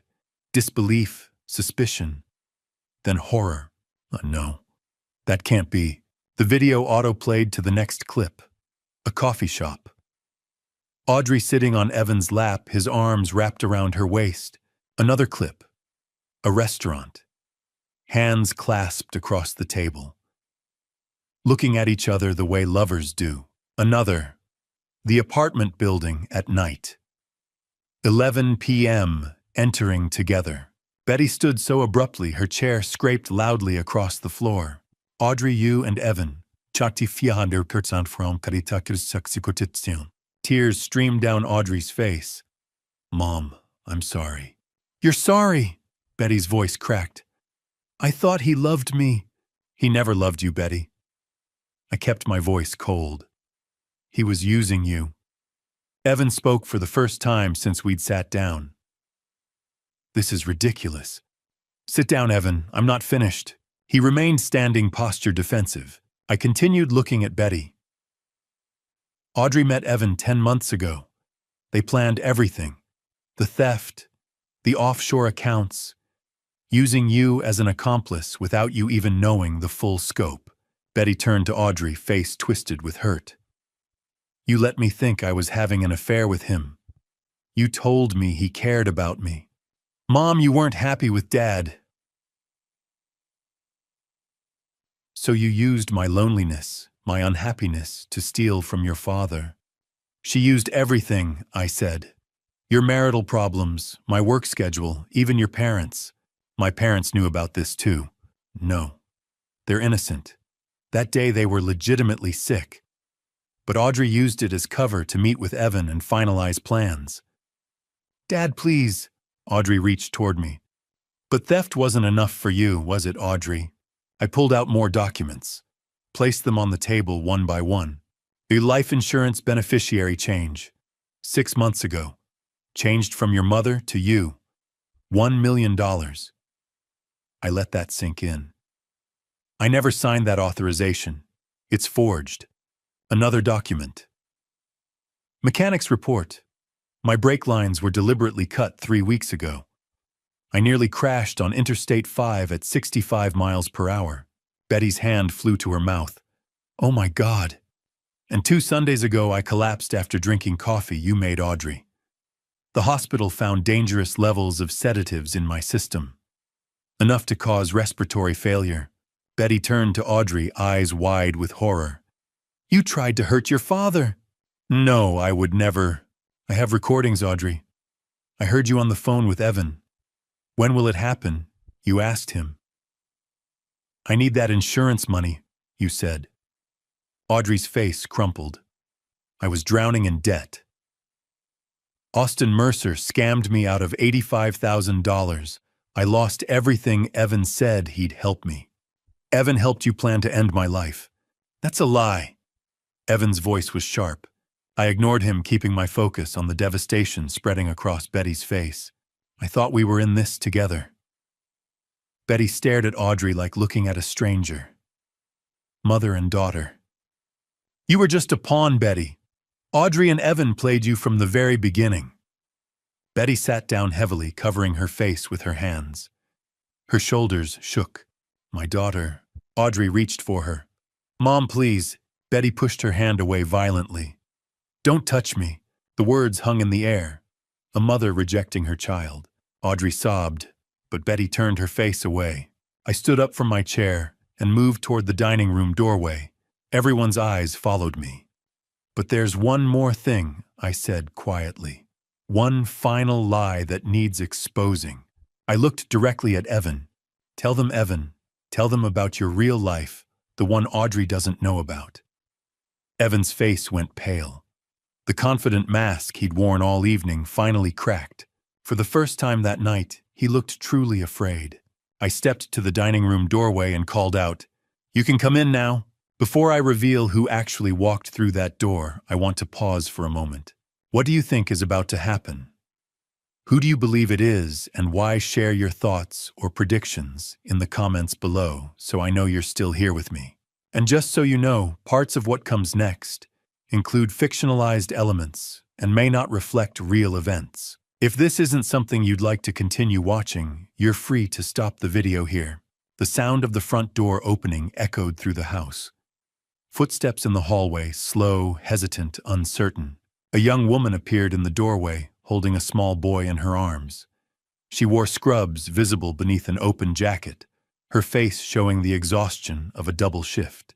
The boy, maybe 5 years old, clutched a teddy bear to his chest and looked around with wide, confused eyes that took in the fancy dining room, the overturned documents, the frozen faces staring at him. Absolute silence fell over the room like a physical weight. Evan's fork clattered against his plate. His face went white, not pale, but actually white, like someone had drained all the blood from his body in an instant. Then he stood so abruptly, his chair toppled backward with a crash that made Noah flinch and bury his face in his mother's shoulder. No, no, no. The word came out like a prayer, like he could somehow make reality disappear by denying it. The woman looked at him, confusion and concern mixing in her voice. Evan, what's going on? You said this was an important meeting with a client. I kept my voice calm, measured, as if I were introducing guests at a dinner party instead of detonating a bomb. Everyone, this is Megan Cross. And this is Noah. Audrey's head whipped toward them so fast I heard her neck crack. Who are they? I let the silence stretch for 3 heartbeats. 4, 5. My Megan is Evan's wife. Noah is his 5-year-old son. The words hung in the air for one perfect crystalline moment before everything exploded. Audrey shot to her feet, her whole body trembling like she'd been electrocuted. Her chair scraped backward with a screech. Wife, son, Evan, you said you were single. You said you'd never been married. Betty's hand flew to her mouth. Her eyes darted between Evan and the woman in the doorway, trying to process what she was seeing. Oh my God. Oh my God. Megan took a step backward, instinctively pulling Noah closer. Her eyes filled with tears. Evan, who are these people? Why is that woman calling you? Evan held up both hands like he could physically push reality away. Megan, this isn't, I can explain. You can't explain this! Audrey's voice cracked with hysteria. She pointed at Noah with a shaking hand. You have a child, I moved toward Megan, gently keeping my movements slow so as not to frighten Noah further. The boy's eyes were wide, his teddy bear clutched so tightly his knuckles were white. Megan, thank you for coming. I know this is incredibly difficult. Mr. Barrett, you said you had important information about my husband. Her voice broke. You said it was urgent that I needed to bring Noah that. Please sit down. I gestured toward Betty's empty seat. Then I crouched down to Noah's eye level. Noah, would you like some cookies in the kitchen? Maybe watch something on an iPad, I have cartoons. The boy looked up at his mother uncertainly. Megan hesitated, looking around the room at Evan's pale face, at Audrey's tears, at Betty's shell-shocked expression. Then she nodded slowly. Noah, sweetheart, go with this nice man for just a minute, okay? Mommy needs to talk to some grown-ups. Noah's small voice. Is Daddy in trouble? The question hung in the air. No one answered. I took Noah's hand, so small, so trusting, and led him to the kitchen. Set him up at the counter with a plate of chocolate chip cookies and the iPad playing Paw Patrol. He settled in, happily swinging his legs, oblivious to the devastation unfolding just one room away. When I returned to the dining room, all eyes were on me except Evan's. He was staring at the floor, his jaw working, but no sound coming out. Megan lives in Vancouver, Washington. I began, my voice steady. She's a nurse at Providence Hospital. Works the night shift most weeks. She's been married to Evan for 6 years. Megan corrected quietly, her voice barely above a whisper. 7 years this past June. We had a party. Noah drew pictures. You said... She looked at Evan. You said it was the best day of your life. He still wouldn't look at her. I nodded. During my investigation, I discovered that Evan has been living a double life. Monday through Wednesday in Vancouver with you and Noah. I pointed toward Audrey. Thursday through Sunday here in Portland with my daughter. That's not true. Audrey's voice was desperate now, pleading. Evan, tell them it's not true. But Evan said nothing. Just stood there like a statue, his hands clenched at his sides. The training clients he told you about. I looked at Megan. That was Audrey. The consulting work that kept him in Portland. That was this affair. Megan turned to Evan, her voice shaking. All those nights you said you were training late clients. All those weekends you said you had to work. Noah's preschool tuition that suddenly got paid in full. The new car we couldn't afford. Where did it all come from? Silence. Answer her, Audrey screamed. Tell her where you got the money. From this family, I said quietly. From accounts my daughter stole from me over 18 months. $234,000. Money that was supposed to be for her future, for our retirement. Evan's been using it to fund his life with you, Megan. Your car, Noah's school, your mortgage payments. All of it. Megan covered her mouth with both hands, tears streaming down her face. Noah's tuition, our house. It was all stolen money. I'm sorry, Megan. You deserve to know the truth. Audrey stepped toward Evan, hands outstretched like she was drowning, and he was the only lifeline. You said you loved me. You said we'd get married once we had enough money. You said... Her voice broke into a sob. You said you'd never leave me. Evan finally spoke, his voice hollow and dead. Audrey... Yeah, you said I was the only one. You said Betty was just a means to an end, that I was the real plan. Megan's laugh was bitter and broken. He told me the same things. On our wedding day 7 years ago. He said I was his forever. The silence that followed was absolute. Then Audrey collapsed back into her chair, her whole body folding in on itself, like she'd been punched in the stomach. She buried her face in her hands. It was all lies. Everything. All of it. Yes. I kept my voice steady even though inside I felt nothing but ice. Evan Cross is a professional con man. He targeted you, Audrey. Saw your vulnerability, your desperation, and he exploited it. Used you to access my money. Used your mother's loneliness to maintain his cover. The same way he's been using Megan and Noah. No.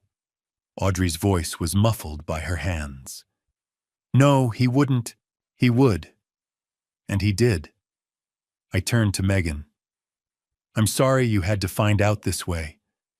Megan wiped her eyes, straightening her spine. I'm glad I know. Better late than never.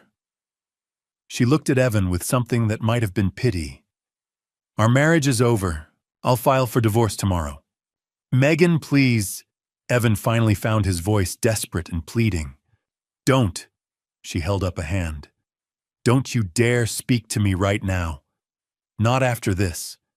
Not after you used our son's tuition money. Her voice broke. Our child. How could you? Audrey looked up at me, mascara running down her cheeks in black rivers. Dad, I'm so sorry. I didn't know. Sorry isn't enough, Audrey.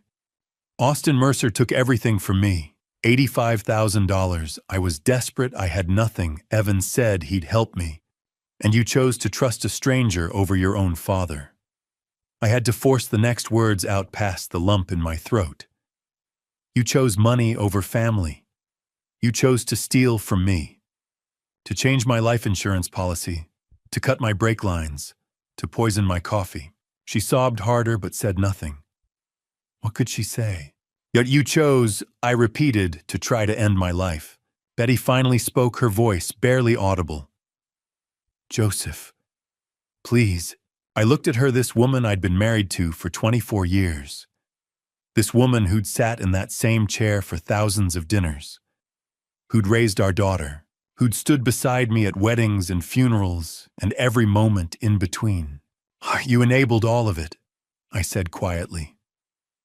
You saw what was happening, you heard the conversations, you knew about the money, and you said nothing. I didn't think, she stopped, started again. I thought it was just a loan that was never discussed with me, that I never agreed to. I shook my head. You're as guilty as they are. The room fell silent again, except for Audrey's muffled sobs and Noah's distant laughter from the kitchen as Paw Patrol played on. I pulled out my phone and made a call. Detective Warren, you can come in now. The front door opened again, this time with purpose, with authority.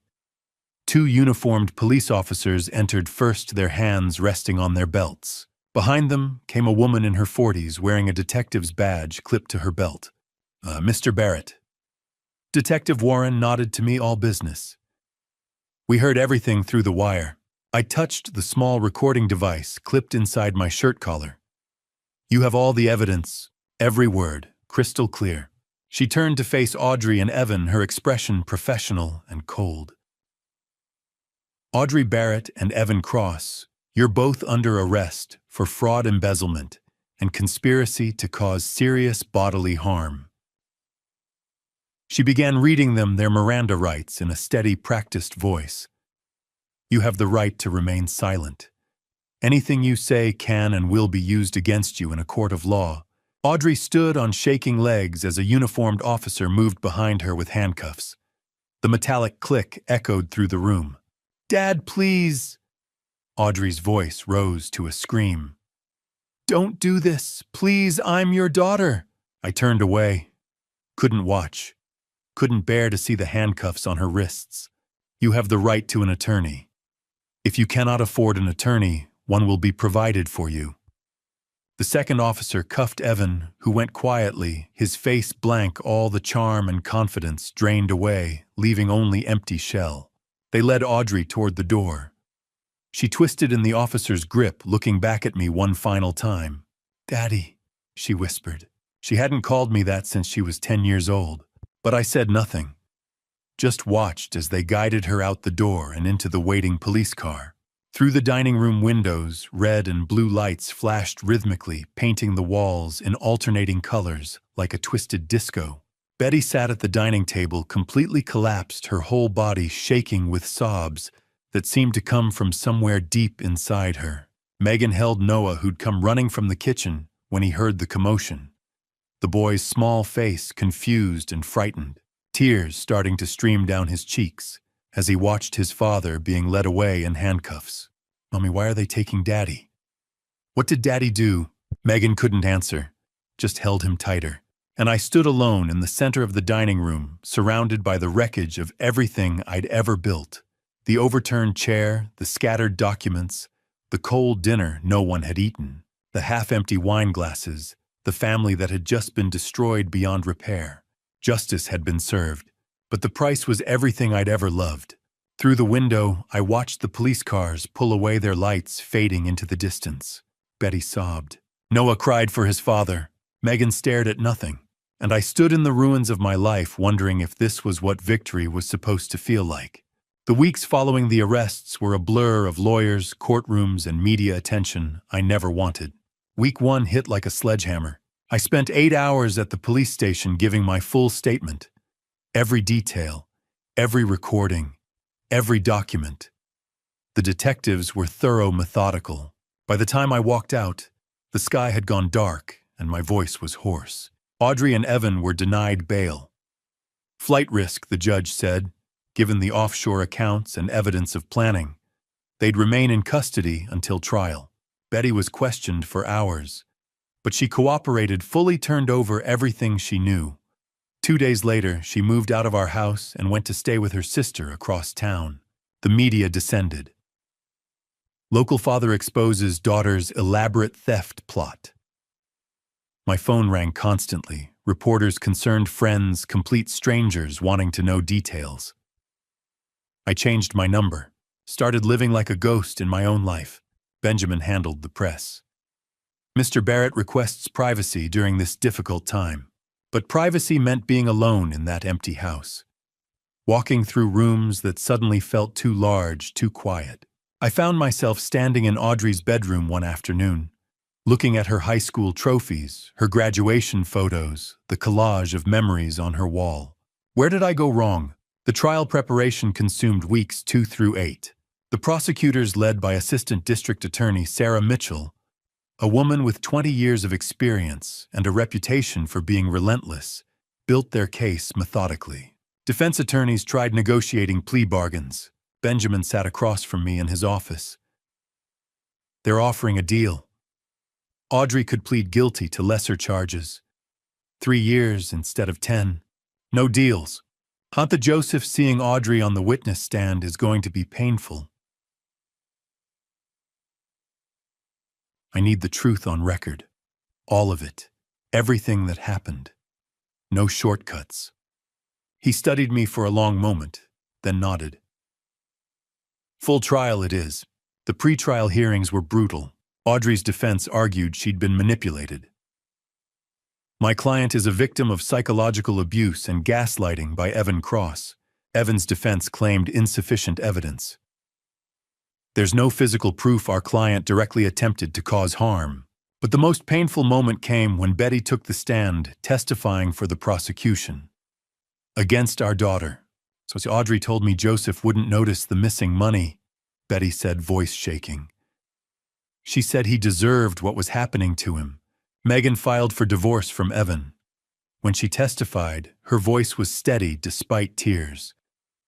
He told me he was working late, training clients. Really, he was with Audrey. March 15th. The trial began. The courtroom was packed. Media in the gallery. Public spectators. People I'd known for years watching as my private devastation became public record. Day 2, I took the stand. 4 hours of testimony. I described discovering the theft in Salem, the recordings, the brake failure on Interstate 5, the sedatives in my coffee. The cross-examination was savage. Mr. Barrett, were you an emotionally distant father? I worked hard to provide for my family.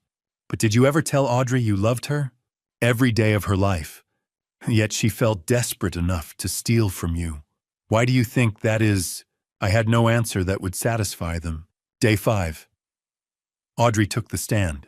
She was sobbing before the prosecutor even asked the first question. Her voice shook as she spoke. I made terrible mistakes. I was drowning in debt, $85,000. Austin Mercer had scammed me, and I was desperate. Evan promised to help. I trusted him. The prosecutor's voice was cold. Did you put sedatives in your father's coffee on March 10th? Long silence. The entire courtroom waited. Yes. Did you know that dosage could end his life? Another pause, then barely a whisper. Yes. The courtroom erupted in gasps and murmurs. The judge had to call for order. March 28th. After 6 hours of deliberation, the jury returned. Evan Cross guilty on all counts. 12 years in prison for fraud conspiracy violations related to bigamy and conspiracy to cause harm. Audrey Barrett guilty on all counts. 8 years in prison for fraud conspiracy and conspiracy to cause harm. Betty Barrett, having pleaded guilty to lesser charges and cooperated with the prosecution, received 3 years probation and 500 hours of community service. As the guards led Audrey away in handcuffs, she looked at me one final time. Her eyes were empty, hollow. The daughter I'd raised, the girl who used to climb into my lap and ask me to read her stories, was gone. In her place stood a stranger who'd tried to take everything from me, including my life. I walked out of the courthouse into Portland's gray drizzle. Benjamin walked beside me, holding an umbrella over both our heads. It's over, he said. But I knew better. The legal battle was over. The emotional battle was just beginning. Dr. Helen Carver's office became my sanctuary. Twice a week I sat in that chair and tried to piece myself back together. April, my first session. The office was nothing like I'd expected. Soft lighting filtered through sheer curtains. Comfortable chairs instead of a clinical couch. Plants everywhere, ferns and succulents that somehow made the space feel alive. Dr. Carver was 48 with warm eyes that seemed to see through every defense I'd built. Joseph, what brings you here? I stared at my hands. I don't know how to feel anymore. My daughter tried to end my life. My wife helped her steal from me. I got justice in court, but I don't feel better. Justice and healing are different things, she said gently. Justice is external, what happens in courtrooms. Healing is internal, what happens in here. She touched her chest. In the heart. How do I heal from this?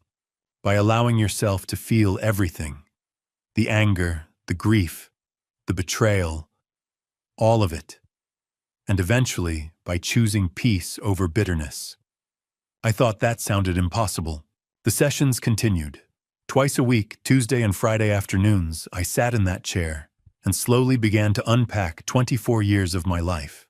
Week 3, I broke down completely. Where did I fail as a father? Dr. Carver leaned forward. Joseph, you didn't fail. Audrey made choices, bad choices, terrible choices. But they were her choices, not yours. But I must have done something wrong. Good parents raise children who are still human, who still have free will, who can still make devastating mistakes. Her voice was firm. You can't control another person's choices, not even your child's. Week 6, we talked about Betty. 24 years. Was any of it real? Some of it was real, Dr. Carver said. People are complex, Joseph. Betty loved you once. I believe that. Then things changed. Maybe she changed. Maybe the marriage changed. That doesn't erase the good years. It just means the story ended differently than you thought it would. In May, she suggested I join a support group, Survivors of Family Fraud, Wednesday evenings in a church basement across town. I walked in, nervous, not knowing what to expect. 12 people sat in a circle, men and women, young and old, all carrying the weight of family betrayal. The facilitator smiled. Welcome, everyone. Who wants to share first? I just listened that first night. a man in his 50s.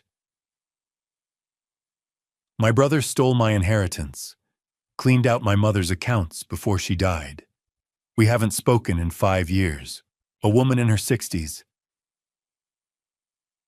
My son forged my signature and took my house. I'm living with my daughter now. A younger man, maybe 30. My wife and her boyfriend drained our accounts while I was deployed overseas. Came home to nothing. Each story was different, but the pain underneath was the same. I'm not alone. By the 3rd week, I shared my story. Kept it brief: daughter theft, attempted harm, trial, prison. The group nodded. They understood without me having to explain. A woman named Patricia spoke up. The hardest part isn't the money, is it? No. It's the trust you'll never get back. Exactly. August arrived with an unexpected clarity. I woke up one Saturday morning and knew what I needed to do. I needed to see Audrey, face to face.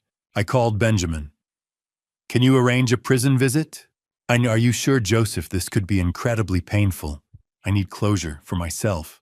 The visit was approved for the following Saturday. August 12th, 2 in the afternoon. I drove south to Coffee Creek Correctional Facility. 45 minutes through farmland and small towns. My hands shook on the steering wheel. What will I say? The security was thorough. Metal detectors. ID verification. Rules about what I could and couldn't bring. The visitation room was exactly what I'd imagined: gray walls, plastic chairs, guards watching everything. A glass partition separated visitors from inmates. I sat down and waited. The door on the other side opened. Audrey walked in wearing a prison uniform. She'd lost weight. Her hair was pulled back simply. No makeup. She looked younger, more like the daughter I remembered. She sat down across from me. We picked up phones on either side of the glass. Long silence. Dad! Her voice broke immediately. Tears streamed down her face. Hello, Audrey. I'm so sorry. So sorry. I know. I was scared. Stupid. Evan made me believe. Evan didn't make you do anything, I interrupted. You made choices, Audrey. Your choices. I know, she was sobbing now. I'll regret it every day for the rest of my life. I looked at my daughter through that glass partition. Practiced the words I'd rehearsed with Dr. Carver for weeks. Audrey, I forgive you. She collapsed forward, sobbing harder. But I wasn't finished. See, I forgive you not because you deserve it, but because I deserve peace. Forgiveness doesn't mean what you did was right. It doesn't mean I'll forget. It doesn't mean you won't serve your sentence.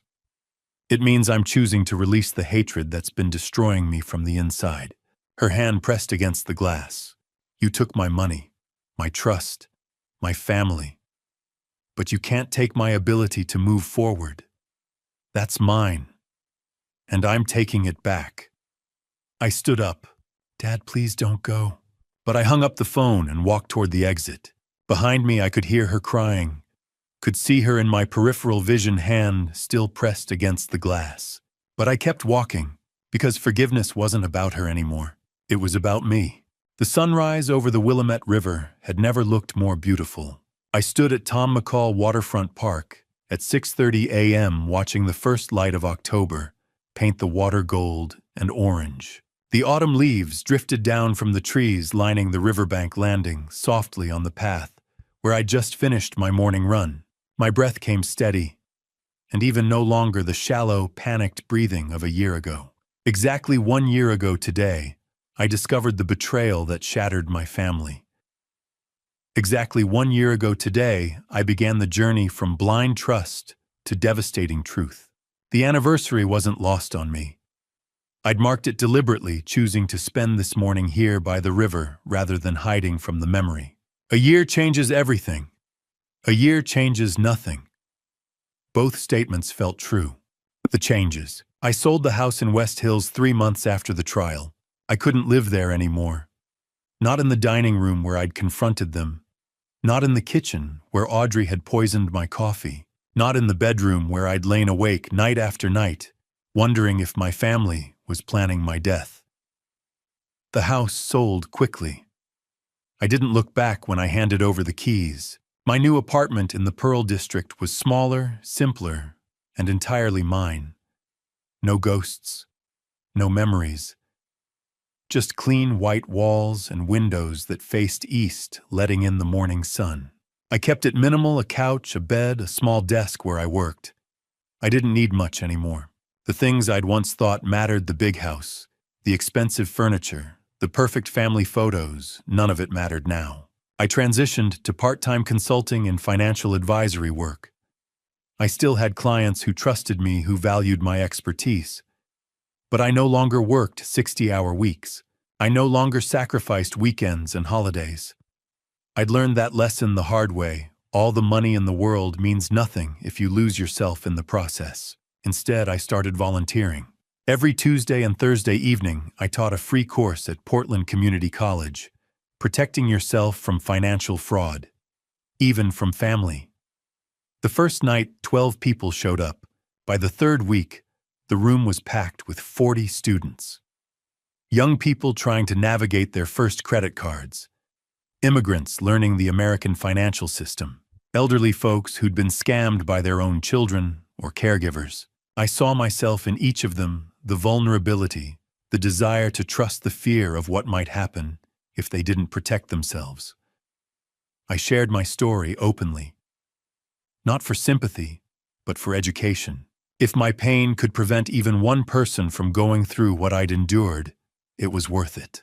Last month, a woman in her 70s approached me after class with tears in her eyes. Her son had been forging checks from her account for 3 years. She'd suspected, but didn't want to believe it. My class gave her the courage to report him. She hugged me tightly and whispered, "Thank you for saving what's left of my life."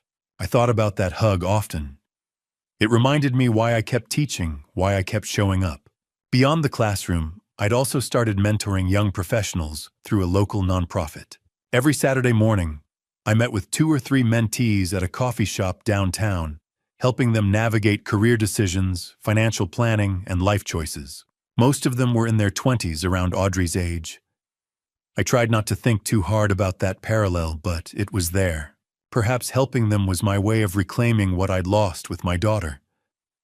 Perhaps it was just the right thing to do.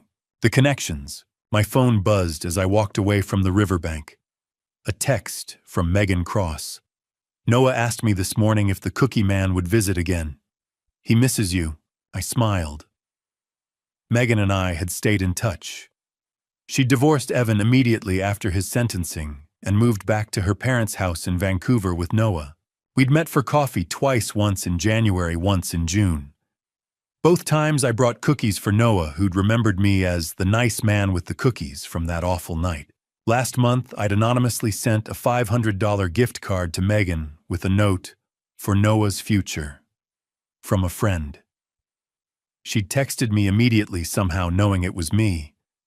I didn't confirm or deny it. Some kindnesses were better left anonymous. I texted back, "Tell him the cookie man says hello. Maybe we can meet for hot chocolate soon." Betty had written to me 3 months ago a short, careful letter expressing regret and asking if we could talk. I hadn't replied yet. I wasn't sure I ever would. Dr. Carver said it was okay to not forgive everyone, to draw boundaries, even in healing. Betty had played her role in the betrayal, even if she'd been manipulated. I wasn't ready to cross that bridge yet. Maybe I never would be. Audrey's letters arrived monthly like clockwork. I hadn't opened a single one. They sat in a shoebox in my closet, unopened and unread. Benjamin had asked me once if I planned to visit her or respond. I told him honestly, not yet. Maybe never. I don't know. Dr. Carver said that was okay too. The final session. Yesterday had been my final scheduled therapy session with Dr. Carver. We'd met twice a week for 8 months, then once a week for the past 4 months. She'd guided me through the worst of the trauma, the rage, the guilt, the grief. "Do you remember the first day you came in?" she'd asked yesterday, her warm eyes studying me carefully. I nodded. I could barely sit still. I kept waiting for the next betrayal, the next attack. I thought everyone was lying to me, and now. I paused, searching for the right words. Now I wake up, and the first thing I think about isn't whether someone is trying to hurt me. That's progress. Dr. Carver smiled. That's enormous progress, Joseph.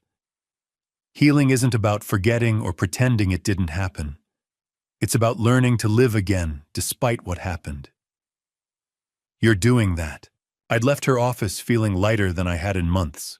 The voice memo. This morning after my run, I'd sat on a bench by the river and recorded a voice memo on my phone. Not for anyone else, just for me. And maybe for others like me if I ever found the courage to share it publicly.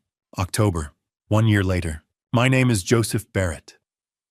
A year ago, my wife and daughter stole over $400,000 from me. My daughter tried to poison me. They conspired with a con man to take everything I had, including my life. I survived. I want you to know that if you're going through something similar, if someone you love has betrayed you, stolen from you, tried to destroy you, you can survive too. You will survive. Healing isn't linear. Some days are harder than others. Some days you'll wake up and forget for a moment what happened. Then you'll remember, and the weight will crash down again. That's okay. That's part of the process. I'm not telling you to forgive. Forgiveness is personal. Forgiveness isn't about excusing what they did. It's about choosing your own peace over their hold on you. It's about releasing the poison they left inside you. I've forgiven some people. Others I haven't. Maybe I never will. And that's okay too. What matters is this: I'm still here. I'm still standing.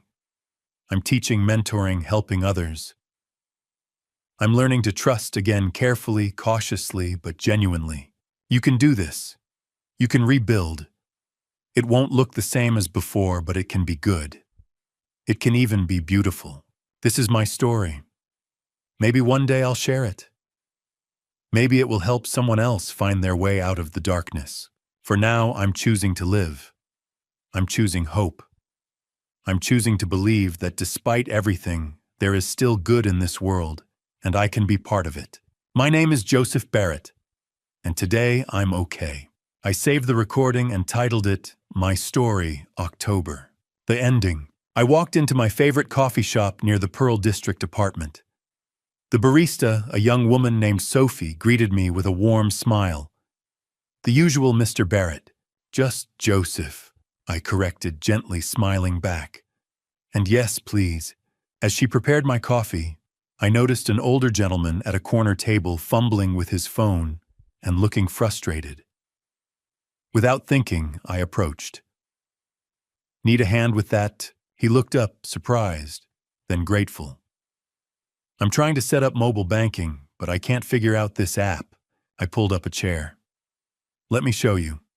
And here's a tip: always enable two-factor authentication. It'll protect you from fraud. 20 minutes later, he had everything set up. He thanked me profusely, offering to buy my coffee. I declined politely. Just pass it forward, I said. Help someone else when you can. Sophie handed me my coffee with a note scribbled on the cup. You're a good person. Don't forget that. M. I looked up at her, surprised. She just winked and moved on to the next customer. I walked out into the October morning, coffee in hand, and paused to look around. The leaves were falling. The river sparkled in the distance. Joggers and cyclists passed by, living their lives, pursuing their happiness. For the first time in a year, I felt it: real, genuine happiness. Not the fragile hope I'd clung to in the early months, but something deeper, something earned. I didn't know what the future held. I didn't know if I'd ever fully trust again, if I'd ever rebuild a family, if I'd ever stop carrying the scars of betrayal. But I knew this: I was still here. I was still fighting. I was still choosing to believe in goodness even after everything. And that was enough. That was more than enough. I took a sip of my coffee and smiled at the words on the cup. You're a good person. Maybe I was. Maybe despite everything, I still was. The morning sun warmed my face as I walked home. It was going to be a beautiful day. And to you listening to this family story, remember this. I thought I knew my family. I thought 24 years of marriage and raising a daughter meant something. I thought trust was earned through time, through sacrifice, through love. I was wrong. God gave me eyes, but I chose to be blind. God gave me wisdom, but I chose to ignore the warning signs. God gave me a second chance when my brakes failed, when the poison didn't kill me, and I finally listened. Don't be like me. Don't wait until you've lost $400,000 and nearly your life to see the truth. Don't confuse love with blindness. Don't mistake loyalty for stupidity. This family story taught me that the people closest to you can hurt you the most, not because they're strangers, but because you gave them the keys to your life. You opened every door. You trusted without verifying, and they walked right in and took everything. What I did wasn't about anger. It was about dad revenge, yes, but the right kind.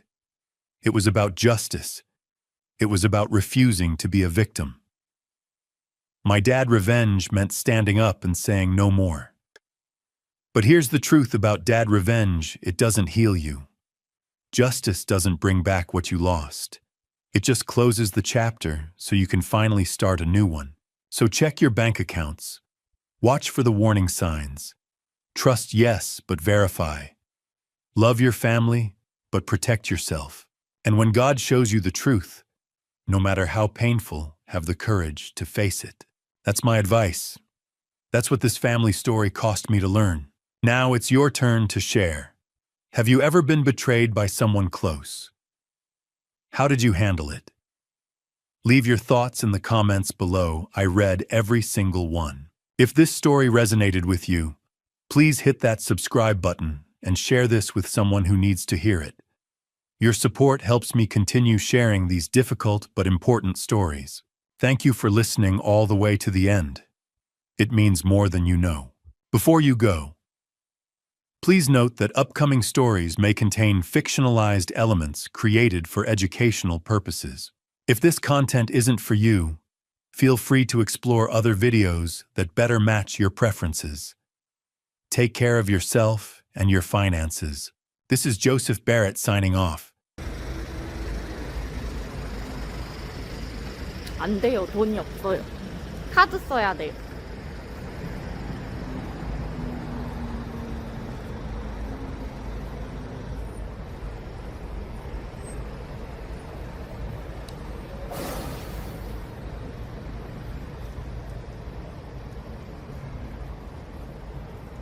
아, 내가 뭐 철국바도 아니고, 어? 그래, 안 그래?